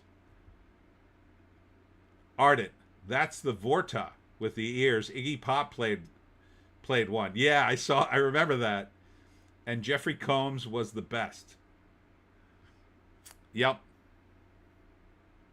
Yeah, and so now they ruined that too Like, now they're just digging deep. Like, most people don't remember a lot about Deep Space Nine unless you're a hardcore Trekkie. Unless you're a fan of Razor Fist, who does deep dives into every episode of Deep Space Nine. And so, like, even that, like, they have... Alex Kurtzman has left nothing of Star Trek. He's literally systematically gone through it and tried to destroy every aspect of the canon he can. For reasons, I don't know. Does he hate Gene Roddenberry that much? The only thing left to do is to dig up his corpse and throw it on the 10 freeway in Los Angeles and say, ha ha ha ha ha. Like, what else are you going to do to him, Alex? It's disgraceful. I hope the ratings are 0. I hope literally no one watches it. I hope the people who worked on the show say, I'm not watching that. I worked on it. Believe me, I don't need to see it. That's what I hope. I hope literally no one watches it. So will Skydance do better? How could it not? All they have to do is say, okay, we'd like some competent people who actually watch the old Star Trek shows and will do a continuity to be in control of Star Trek now. Ardent, I think they'll go into the writer's room with the question, how can we fold, spindle, mutilate the Lord today? Well, you know, it was part of that Hollywood era, which will forever be remembered, where the studio said, let's hire a bunch of people and tell them not to watch the old episodes and tell them not to watch anything because they're all DEI hires and we want to hear their voice and we want to hear their stuff, which isn't true. Like, I don't give a crap about some rando you hire in LA because of his race. I don't tune in to television to see some rando. I tune in to see Star Trek if I want to watch Star Trek, and I want to see something along the lines of Gene Roddenberry's creation. I don't want if I wanted to see something completely different, I wouldn't watch Star Trek. You morons. If you had started a new show, that would have been fine. I probably wouldn't watch it because it would probably be, well, it would probably be better, actually. Because at least with a new show, you wouldn't be burdened with guys who are like, I haven't seen this show, and then they're trying to do stuff, and then probably, inevitably, someone in the room's going to say, oh, well, we can't do that because in the old show, it doesn't work that way. We could do something close. Like, they've got to be half-assing it the whole time, like, totally confused. Well, I heard online that that's not the case, and then somebody in the writer's room going, la, la, la, la, la, la, no, that's canon, no, we don't do that here. Like, some of canon is just common sense when you're doing a very pragmatic show, and Star Trek was, in terms of some of it was very grounded in reality because it was a military operation. And Gene Roddenberry had been in the military. Not that anyone who works on the show currently probably was. Ardent, we want to see Gene's vision from a new perspective. Yeah. Or at the very least, we want to see cool aliens. We don't want to see you take the Jem'Hadar and turn it into some sort of rainbow parade. Oh, look, here's the Jem'Hadar, and she's gay. Like, what? What are you doing? I don't know if they're gay in the show. I just assume because it's Kurtzman's Star Trek. The only thing I can think of is that Kurtzman is being pushed by secretly he's taking money from the Chinese to completely ruin the lore. That's the only explanation that makes any sense to me. Like, the Chinese called him up and said, we have pictures of you. Now do our bidding or else we're going to destroy you. And he just continues to wreck Star Trek every day of the week. That would at least make sense. If I found that out, I'd be like, oh, okay. Now it all makes sense. It wouldn't be a good show, but it would make sense. So we need to completely fire all those people. That's the first thing. Will Skydance do that? Yeah, I think they'll do that. I don't know what they'll do after that, though. It's kind of hard to get a read on Skydance because they are buying Paramount, and then they can't get rid of everybody, so they'll keep some people. But almost everybody they keep will probably be woke. And that's the problem.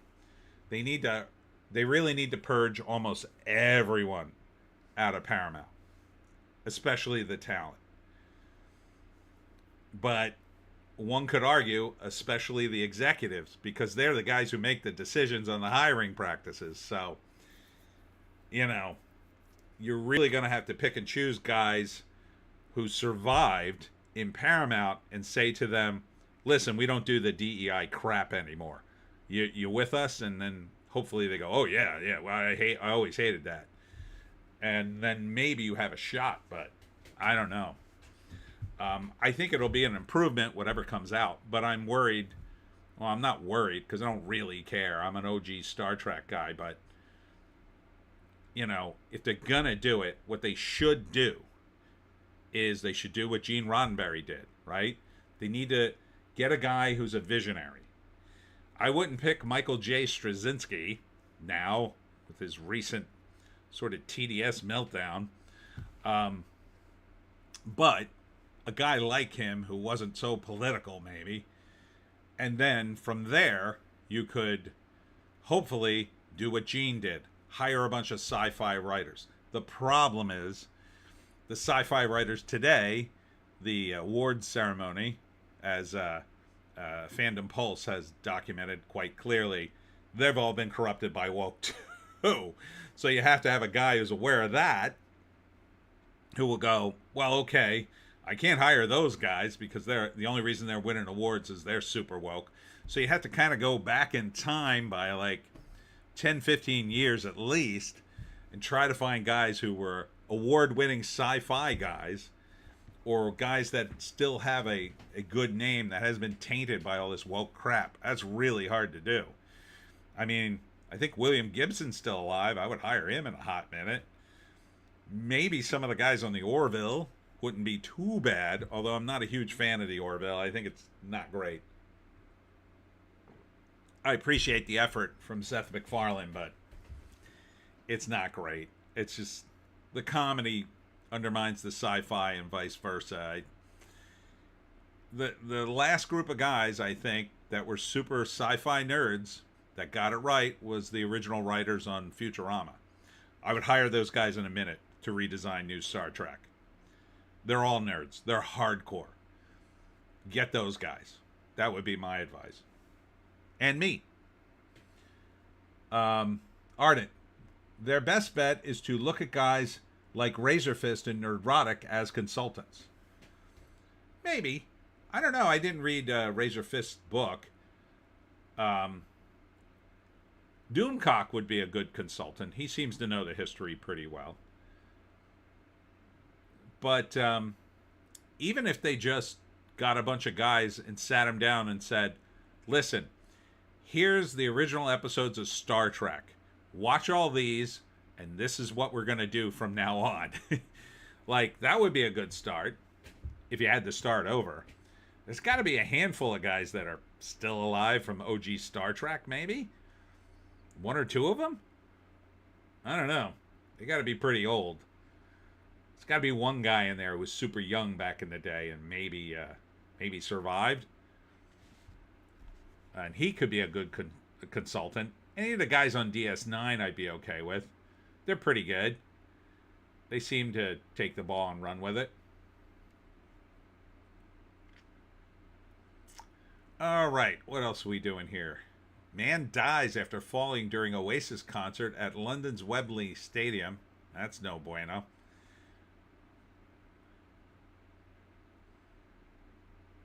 Box office. Jurassic World Rebirth surpasses $750 million. F1 becomes Brad Pitt's highest grossing movie ever. Huh, that's surprising. I guess that makes sense. Well, they'll probably do a sequel. Soulja Boy arrested on weapons charge during traffic stop.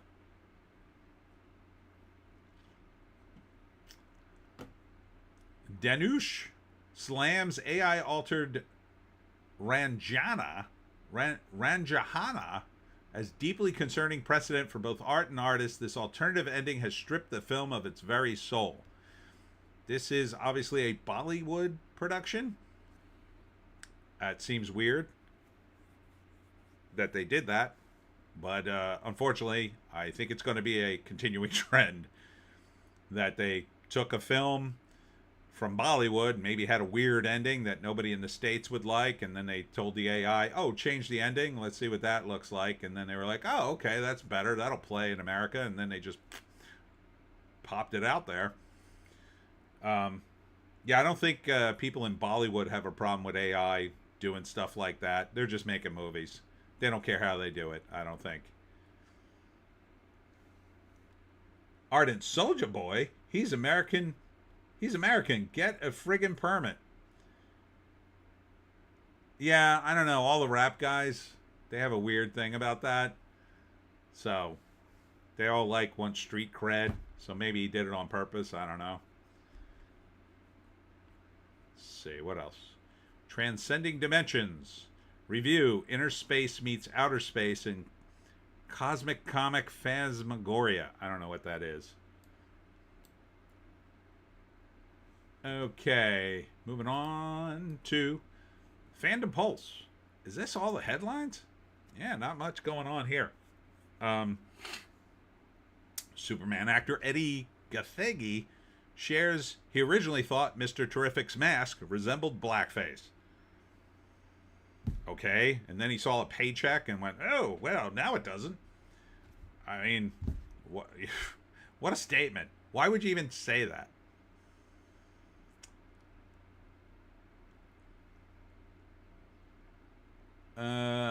New Godzilla era and shared universe with superheroes launches at IDW. That's crazy. How is IDW still in business? What superheroes are you even talking about? Okay. Harrison Ford has not been convinced to return as the Marvel Cinematic Universe after Captain America Brave New World. Oh no. Stop. Don't. Why you got Harrison Ford to do anything? Guy's in his 80s. Just retire already. How many more embarrassments are you going to put him through? He's worth hundreds of millions of dollars. Why is he still working? He's 83? It's so insane that he's still working. To me. And I get it. He's done it all his life. Sure, he still wants to be in movies, but don't you tone it down a little bit? Okay, he's in the MCU.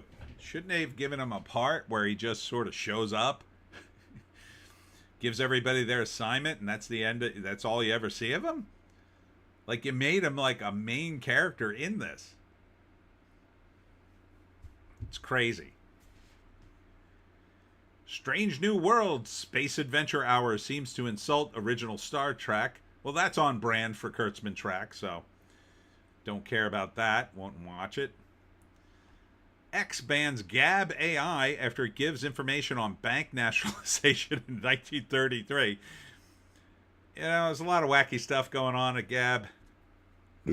Oh, excuse me. Too much piney sauce. Ardent. The problem for Harrison Ford is that he has to pay off at least 2 plane crashes. I guess. I mean, he was by himself, I think, in the one. I don't know. I don't know what he's doing. Books for male readers ousted from New York find new life in the indie market. That's right. Ardent. And find whatever it is that Callista Flockhart eats to stay alive. Souls of ferrets or something.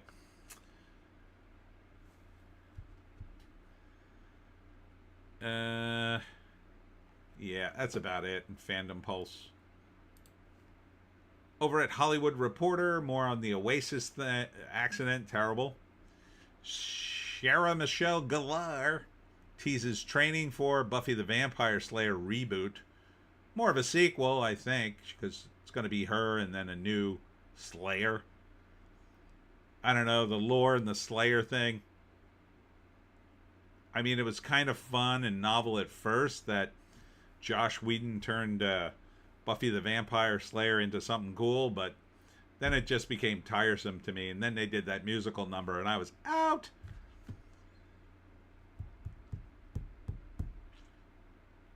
Is that why they keep doing musical numbers in other TV shows? Is that why they did it in Strange New Worlds?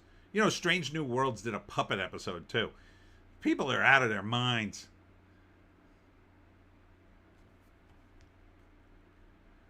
Like, if you were doing a sitcom and you did a puppet episode, everybody would be cool with it. You're doing Star Trek, you're a woke tard.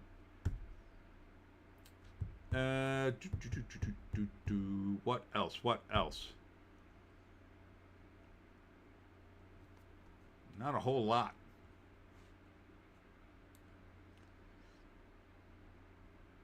More on the box office. More on Tom Holland. Arnold Schwarzenegger's Fubar canceled at Netflix after 2 seasons. Yeah. Ardent. And it's Whedon's fault. I'm surprised they never had a musical episode on S.H.I.E.L.D. S.H.I.E.L.D. was so bad, that first episode. I hated that episode. I know you liked it, but I hated it.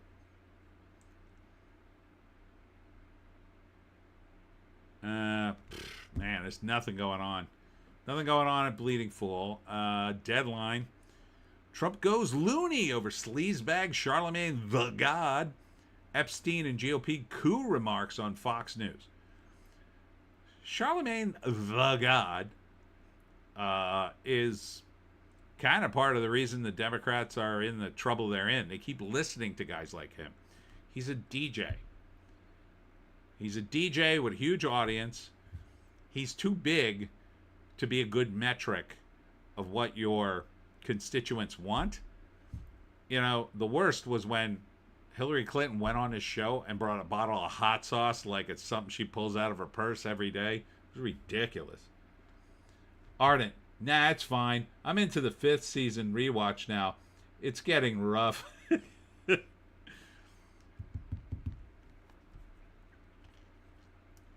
What else we got here?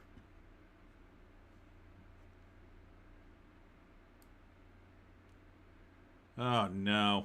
Josh Gad makes surprise return to Jesus Christ Superstar after COVID diagnosis. What a joy. God, that looked awful. Who the hell would pay for that? Bunch of woke morons going to see Jesus Christ Superstar at the Hollywood Bowl starring Cynthia Erivo and Adam Lambert as Judas. Blah.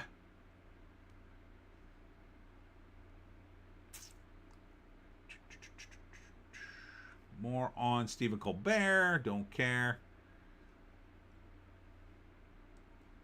Liam Neeson thought his Star Wars death scene was a bit namby-pamby. Hardly a Master Jedi. Yeah, so did the rest of us, dude. It's a little late. You could have said something on the set. Hey, maybe I could go down fighting and not like a total wimp who did nothing this entire movie. Let me cut off one of his horns or something. Anything? Ardent. Erivo looks like Satan. She looks like an alien. She purposely, I think, looks that way. She probably could look halfway decent if she grew her hair out and, you know, put on some makeup and took all the stuff out of her face, but I think that's why she's getting so much work, because people are like, oh man, all the religious people will be pissed off when we cast her as Jesus Christ. Oh, they'll be so mad. But the people who like us, they'll think it's cool and edgy. And no one cares. Ardent, we all felt ripped off by the death in Phantom Menace. Yeah. Yeah, you're really late to this party, Liam. But I guess it's fine. You acknowledge it finally.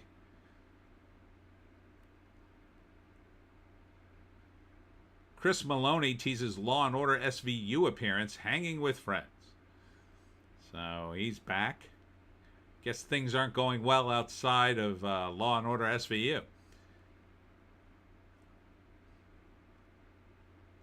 Eoin Gruffod reflects on the third Fantastic Four movie that never got made. These decisions are beyond my control. He was a good-looking Reed Richards. He looked like Reed Richards. Jessica Alba, hot. Always hot. Loved seeing her as a blonde. It's a shame the movie, they screwed up Galactus. Ardent. Hashtag should have been Ben Kenobi. Yeah, probably.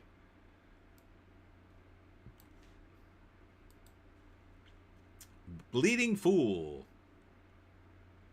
More on Sydney Sweeney.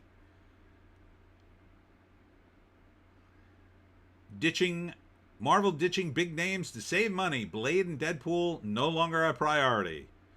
Yeah, that's probably the deal. Good luck with that. Ardent, Welsh name. Be right back with that dank link and a pronunciation. Yeah, it looks like Marvel doesn't want to pay Ryan Reynolds to come back, I guess. It's foolish. Stupid. I think he clearly wants to do another movie. Especially after a major hit. Like, that's money in the bank. Blade? You're absolutely leaving money on the table, Disney, you morons. Put Wesley Snipes in. Ardent. The name Eoin Gruffeld is pronounced Ioan Griffith. Aha. Thank you.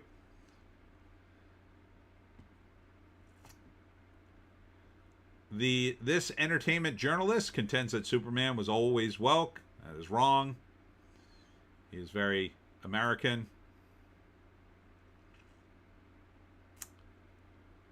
Moving on to The Wrap. More on the box office. More on Mr. Griffith. More on Soldier Boy. More on Trump and Charlemagne the God. Brendan Carr defends timing of Paramount merger approval. We ran normal course. I don't know.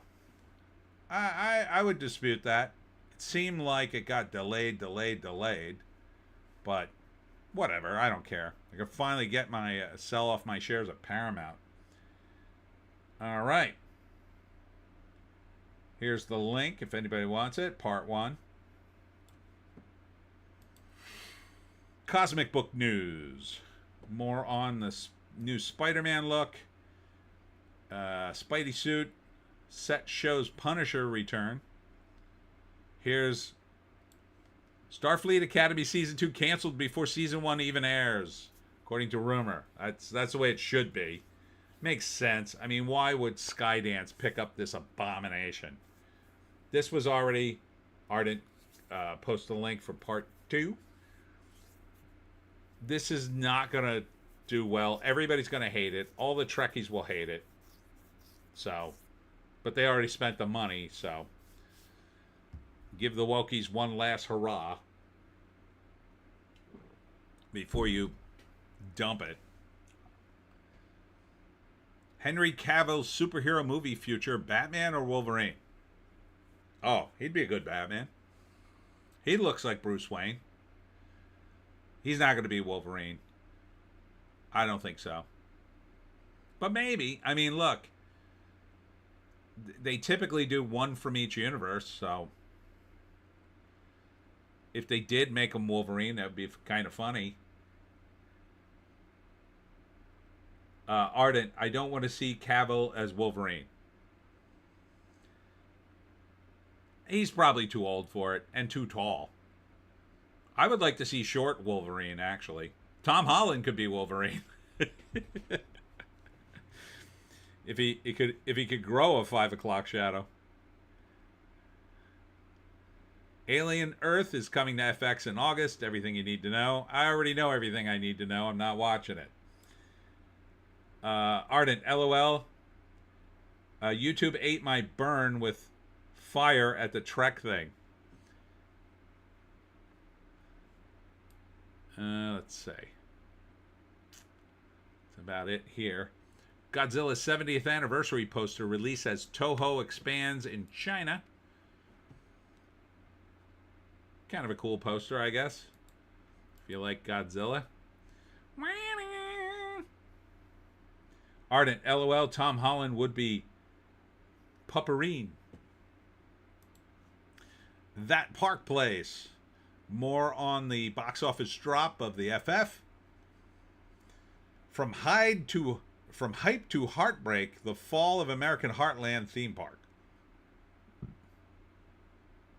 Covering that, Universal Orlando rolls out test seat photos in mobile app and parks. Okay. And Disney's deafening silence. Guests demand answers after traumatic ferryboat crash at Magic Kingdom sends guests flying. Oh no, I didn't hear about this. Ardent, glad they put Godzilla -1 prominent on that poster. Yeah, they should. What the hell happened here? This must be new. When did this drop? It dropped today. 19 hospitalized, dozens injured after Disney ferryboat crash. Do you have... Ooh, is this a... Oh, shoot. Can't have that music. So, are we going to see the crash? Are they all going to go toppling over? No, looks like they got EMTs coming already, so we missed it. Sam Rogers is here. Hello, everyone. Hi, Sam. Ardent, LOL, if you bought a ticket, Disney owes you your soul. Be glad you only needed a medic and not an exorcist. Ardent says, hey, Sam. Jeez. Crash occurred near midnight on July 30th during a period of heavy rain and thunderstorms in central Florida. According to reports, the ferry struck the TTC dock at high speed, causing chaos on board. Fire departments from Orange County, Acelo County, and Central Florida Tourism Oversight District, formerly the Reedy Creek Improvement District, responded on the scene, providing mutual aid in what was described as a boat crash. Jesus. Sounds bad. No bueno. Ardent, share the stream and get Tony to 4K. Thank you, Ardent. Will he then say Tony D and Little Joan now live in 4K? Ha! All right, going over to Breitbart. This is hilarious. Jack Smith is under investigation. Remember him? He's the guy that was going after Trump. Now Trump's going after him. Oh, the Trump curse is real. Over at Entertainment, more on the bombing of FF. It's not really a bomb, but it's not doing well. Snow White, bomb. Captain America 4, bomb. Thunderbolts, bomb. Marvel doomed after devastating collapse of Fantastic Four. Nah, they're already getting out of it. They knew this was coming. They saw the numbers.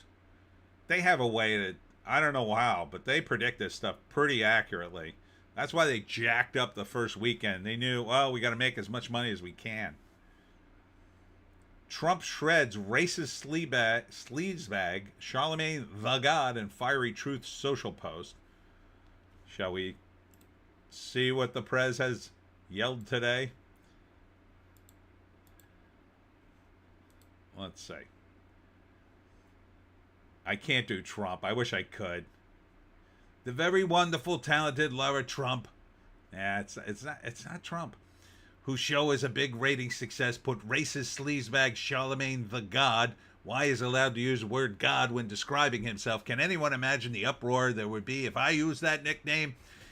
He's a low IQ individual, has no idea what words are coming out of his mouth, and knows nothing about me or what I have done. Like just ending 5 wars, including a 31-year bloodbath between the Republic of Congo and Rwanda, where 7 million people have died, and there was no end in sight. He didn't know that, or India, Pakistan, or wiping out Iran's nuclear capabilities, or closing the horrendous open border, or creating the greatest economy where prices and inflation have come way down, and where stupid and corrupt Joe Biden set the record for doing the worst job as president ever. But this dope, Charlemagne, would vote for Sleepy Joe or Kamala. Remember 1 year ago our country was dead. Now it's the hottest country anywhere in the world. MAGA. I can't do Trump. I really wish I could. Just do it as walking. Walking. Oh, man. Well, very wonderful and talented Laura Trump, whose show is a big rating success, put racist sleazebag Charlemagne the God, why he is allowed to use that word God when describing himself. Can anyone imagine the uproar there would be if I used that word? Or maybe Gandolfini? Yeah, that was a little bit of Gandolfini. Ardent, Tony D giving the people what they want. Trying. Next up, Kamala snub. Charlemagne floats Jon Stewart for 2028. Yeah, there was a time, I think people would have clamored on board, but I think he shot his credibility. I mean, come on. After his Apple Plus show, that was it. If anything was a humiliation ritual, they say these celebrities go through humiliation rituals, so I don't know, they're more indebted to the system somehow. I don't quite understand how that works, but that Apple Plus show was a humiliation ritual for Jon Stewart. The stuff they had him saying, if he believes half of it, no one would ever vote for him. All those clips will come back to haunt him. John Nolte, woke Gestapo targeted registered Republican Sydney Sweeney for thought crime. Yeah, it turns out Sydney Sweeney is a registered Republican in Florida. That has been leaked. I don't know how, but it has been leaked. So Sydney Sweeney is in the red, as it were. So now everybody's coming after her, I'm sure. Now everybody's going to ban American Eagle jeans for a while. There'll be a big uproar. Woke women are burning their American Eagle jeans. They're buying them and burning them, which is probably the dumbest thing I've ever seen. Pop star Jessie J blast evil Hamas over Israeli hostage Eviatar David starved in Gaza tunnel. Please God, make this suffering end.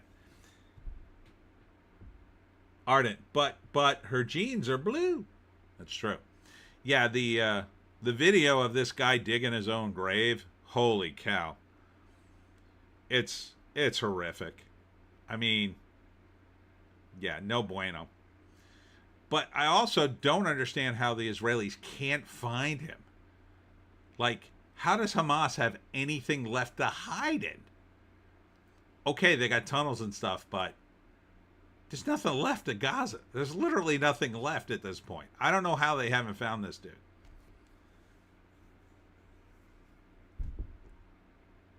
What else? Oh, here you go. This is the last, I think, this is probably the last vestiges of woke, but this is on ABC. Celebrity Family Feud features first all-trans team led by Laverne Cox raising funds for black prostitutes. So, this is all men pretending to be women and making jokes about balls. Steve Harvey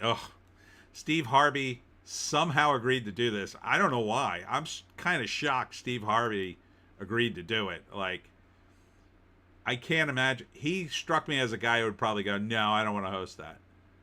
and just bow right out of it. But I don't know. I guess it's in his contract. But don't worry. Rosie O'Donnell, of course, has the solution. Rosie O'Donnell tells Trump to watch musicals so he can learn about founding fathers and gays. Ardent, so peak degeneracy, and Steve Harvey has the nerve to talk trash about atheists. Yeah, maybe he was contractually obligated. He can't get out of it, and they tricked him, but still, though. But Rosie O'Donnell is another clown. Late Show Sorrow. Stephen Colbert grieves over Kamala failing to stop barbarian Trump. Like, this is how big a shill I think Stephen Colbert is.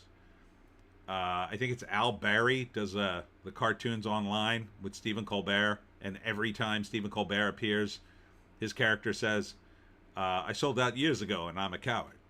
And God, I've never seen someone try to sell out this hard. He had Kamala on his show just fawning all over her. Oh, it's so tragic. You're not president right now.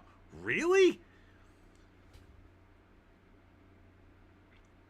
Ardent, we need more Neil McDonoughs. We just need... like, a lot of this really is behind the scenes. I think what you're saying, when you see these celebrities just completely screw themselves, optically anyway, what you're seeing is behind the scenes, someone ordering them to do that, saying, listen, you're going to do this. It's in your contract. And it's very possible that, a guy like Steve Harvey went to his agent and says, man, I don't want to host this show. All trans? What are you, crazy? You know what I've said online? You know what that'll do to my image? And then his agent came back to him and said, well, you could say no, but it's Disney and they're going to sue you. And here's the numbers. And then he went, all right, it's possible. And that he can't come out and say that stuff. That's in his contract too. I mean, I'm speculating, but I think he does have more power than that. I think he does have the power to say, listen, I don't want to do this. And can we just... I think he does have the power to say to someone, listen, can I not do this? Can you not get a host to substitute? Because I really don't want to do this. But it's very possible this studio came back, if he did that, and said, no, we want you to host. We want everybody to watch this.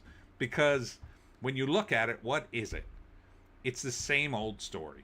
It's people who are woker than woke, trying to socially engineer everything. They're trying to get this out there because they think somehow, magically, someone will watch the all-trans team on Family Feud and go, you know what? I've been wrong all along about trans people. I totally embrace it. In fact, I think I am trans. And then off they go. Like... it's not going to make a difference, number one, in terms of socially engineering anything. It's not making a difference. There's not enough trans people. I mean, like, really? The fact that you cobbled together enough trans people to have a team on Family Feud, like, if we were living in the real reality of, say, like 20 years ago, you would have to fly to every corner of the earth to find enough trans people to get 6 on a team to play Family Feud.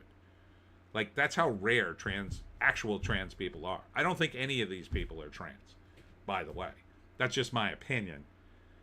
I think they are all probably doing it for their careers. They don't mind doing it. I assume they're all gay. And, they're fine with it. They like it. They like dressing up, but I don't think they would be devastated if they, tomorrow said, what, I'll go back to wearing guy clothes. So that's just my opinion, but what does this do? Like, what does this do for the audience? It doesn't do anything. No one's sitting at home going, you know what? You know what's really missing from the Family Feud show? I've yet to see an all-trans team. Like, no one's saying that. And by the way, I think you skipped right past the gays. Like, why didn't you do an all gay Family Feud? I mean, you could have done that, I guess, but that would be just as stupid too. Nobody wants to see, and I'm sure there's been gay people on Family Feud already, because there's been hundreds and hundreds of people on Family Feud, and there's a certain percentage of gay people in the world, and I'm sure some of those people were gay. So what? It has nothing to do with the show. It has nothing to do with answering stupid questions about various surveys. The all trans team. That's like saying, like, okay, tonight on Family Feud, the team will be a group of guys who really enjoy strippers who have like a gothic theme. Like, who wants this? Who cares? Guys that are really into nursing outfits. Yeah, that's the team on Family Feud. Like, no, nobody wants to see that. So, I mean, if you had a Family Feud and it was celebrity and you had Orange is the New Black, team, you'd have Laverne Cox on it, who's trans. And then whoever else was on the show. I don't remember. I remember that Laverne was on it. And then she'd be on the show. Which would at least make some sense, because the family would be the cast. Ardent, goth strippers? You might as well put up a bat signal for me. See? Ardent would be on that team. John Nolte. Bitter Jon Stewart ridicules Jay Leno, explains Gutfield's success. Yeah, he didn't seem that bitter, but John does seem to be like twisting himself in knots trying to explain away like his lack of influence now. His influence is going away. He's kind of, it's a shame too, because Jon Stewart tried to hang in the middle for a long time, and he really wasn't in the middle. He was on the left, but he still tried to be reasonable. But after he did that Apple Plus show, I mean, all masks were off at that point. And he had said a few other things over the years, but you could kind of forgive some of it. But at this point, I mean, he came out hard for critical race theory, like hard, in my opinion. So you wonder why people have abandoned the left, John. This is why. Like when he came out on Colbert's show and talked about the Wuhan lab, okay, good. Finally, somebody who points out the obvious on the left. You could have been more like Bill Maher. Now, Bill Maher is left of left too, but he'll at least point out the obvious. The other day, he said something like, do I have the link here? Said something like, oh, we gotta manage these TDS meltdowns. We can't just melt down over everything. We have to pick and choose our battles, basically, he was saying, on the left. That's good advice.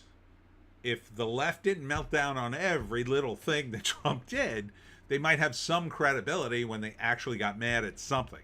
If they acknowledged, a few things that Trump did when Trump then colored out of the lines and you pointed it out, people would say, well, okay, that seems to be a valid critique.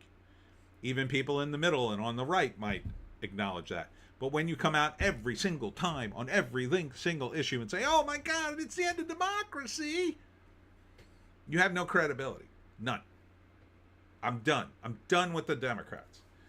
I'm waiting for them to close down as a party. And I think they will after the midterms. I think they're headed for a shellacking if MAGA doesn't implode.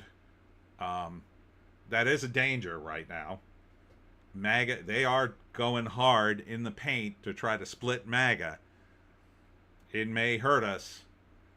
If Jack Citarelli, my governor candidate, the Republican governor candidate for New Jersey, loses, that's a huge sign that MAGA is falling apart. Right now, Jack is behind in the polls. But I think he's got a great shot at winning, because he almost beat Phil Murphy, who won re-election by a narrow margin. And now he's up against a candidate who, although the establishment media here back her 100%, she is not incumbent. So a lot of people probably just won't, a lot of people on the left just won't come out and vote. They just won't be motivated. But the right is very motivated. It's time to swing back to the right here in New Jersey. So hopefully we get that and maybe clean up New Jersey. They're trying desperately to clean up the voter rolls, but that's going to be very tough, especially in the northern cities where the population mostly lies. So like down south, we're not as populous here. And even the cities down south, well, they're blue. They're the blue dots on the map. Like a bunch of the northern counties are blue, and then some of the southern counties are red, but then the cities are blue central. So like Atlantic City's blue. I mean, that's down here, but it's blue. And we don't have a lot of cities. Really, it's down here, it's Atlantic City, and maybe you can count Trenton. That's really in the middle. And that's about it. Yeah, we don't have a lot of cities down south, so we don't have the population, which means the northern half of the state guides us. So enough of the northerners have to be finally fed up with paying enormous taxes. So we finally get a guy who's red, who looks reasonable to them, that we can finally have a Republican governor who maybe lowers the property taxes or at least doesn't raise them. But we'll see. Meanwhile, though, in other parts of the country, if MAGA gets split, then you can have all sorts of incidents that will turn off the people in the middle. And then they might say, oh, I'm scared. I'm going to vote for the blue. We're up against a woman. The Mikey Sherrill is the candidate for the Dems. So we'll see. We shall see. All right. Yeah, here's, to wrap up, here's the Naked Gun review for John Nolte. The Naked Gun review, good-natured reboot eventually runs out of gas. Yeah. Yep. That's about what I saw. And that's about it. That's about it. So, what time is it? 9:15. I'm going to have to end early tonight. I'm getting up at 5 a.m. to do some production assistant work, which I haven't done in years, but my friend really needs some help, so I got to crash out like super early to get up by 5. I am not an early riser. I have to stop drinking iced tea and go to bed in about an hour. So, what have we learned? Well, we learned that superheroes are pretty much done in movies for now. The era of superheroes is probably done. There's still going to be superhero movies, just not as many. They're all going to start cutting back on the money. It'll start looking like the CW TV shows. I think that's very true. Ardent, nice. Have a good day at work. Say hey to your friend. I will. We're going down to Millville to shoot some race cars or something. I'm not sure. I'm just there to carry the equipment. That's what production assistants do. What else? Oh, we learned that I have a new sponsor. Don't forget to get your Piney sauce at your local South Jersey retailer or the Abe's Hat General Store. Piney sauce, of course, is made with real pine needles for that piney flavor.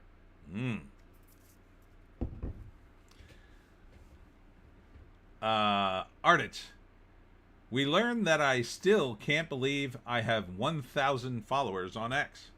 That Tony is a good friend. That Joan hates the main Coons, which is a cat. Ardent. Oh, and we learned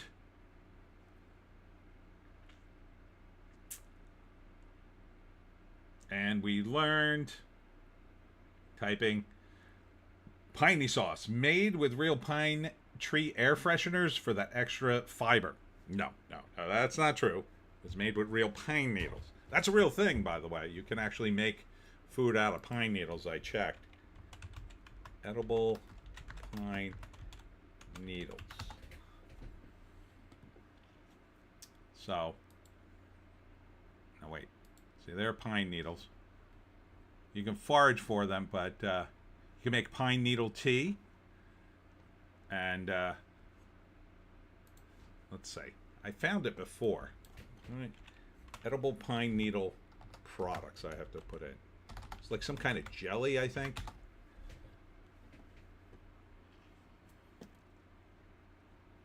Let's see. Yeah, here you go.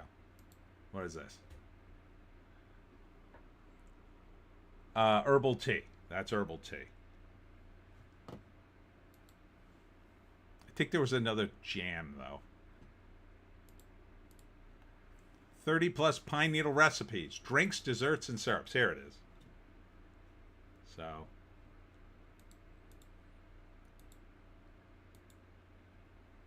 All right. Pine needle recipes. Pine needle drink, of course. Liquor. You can flavor your liquor. It's a spruce beer. That's pretty good. There's some with cookies.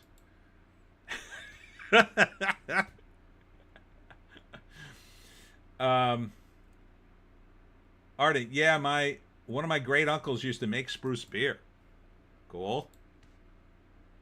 Was it good? What did it taste like? Here's the pastry. It doesn't appear to have a lot of pine needles in it, but that's kind of funny. More pastries. Ice creams, sorbets, dips, dressings, infused salt, sugar, and syrup. Add some woodsy flavor and vitamin C to your next herbal tea. Pine needle cough syrup. Pine needle bath and body care.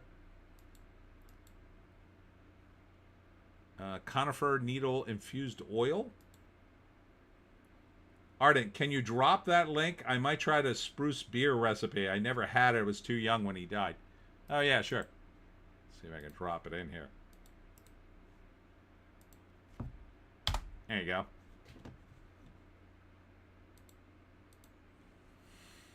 So, yeah. Pine salve.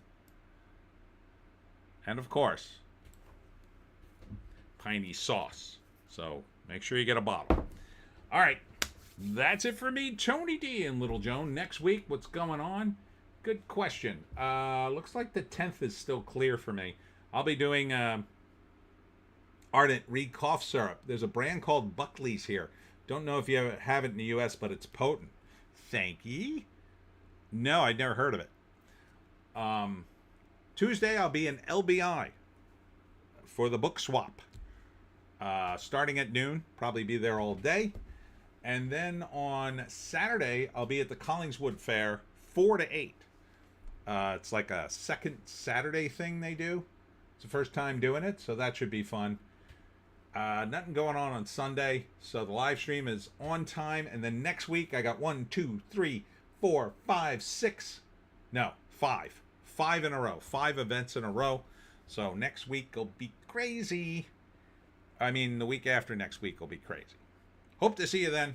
We'll see you tomorrow. Good night, everybody.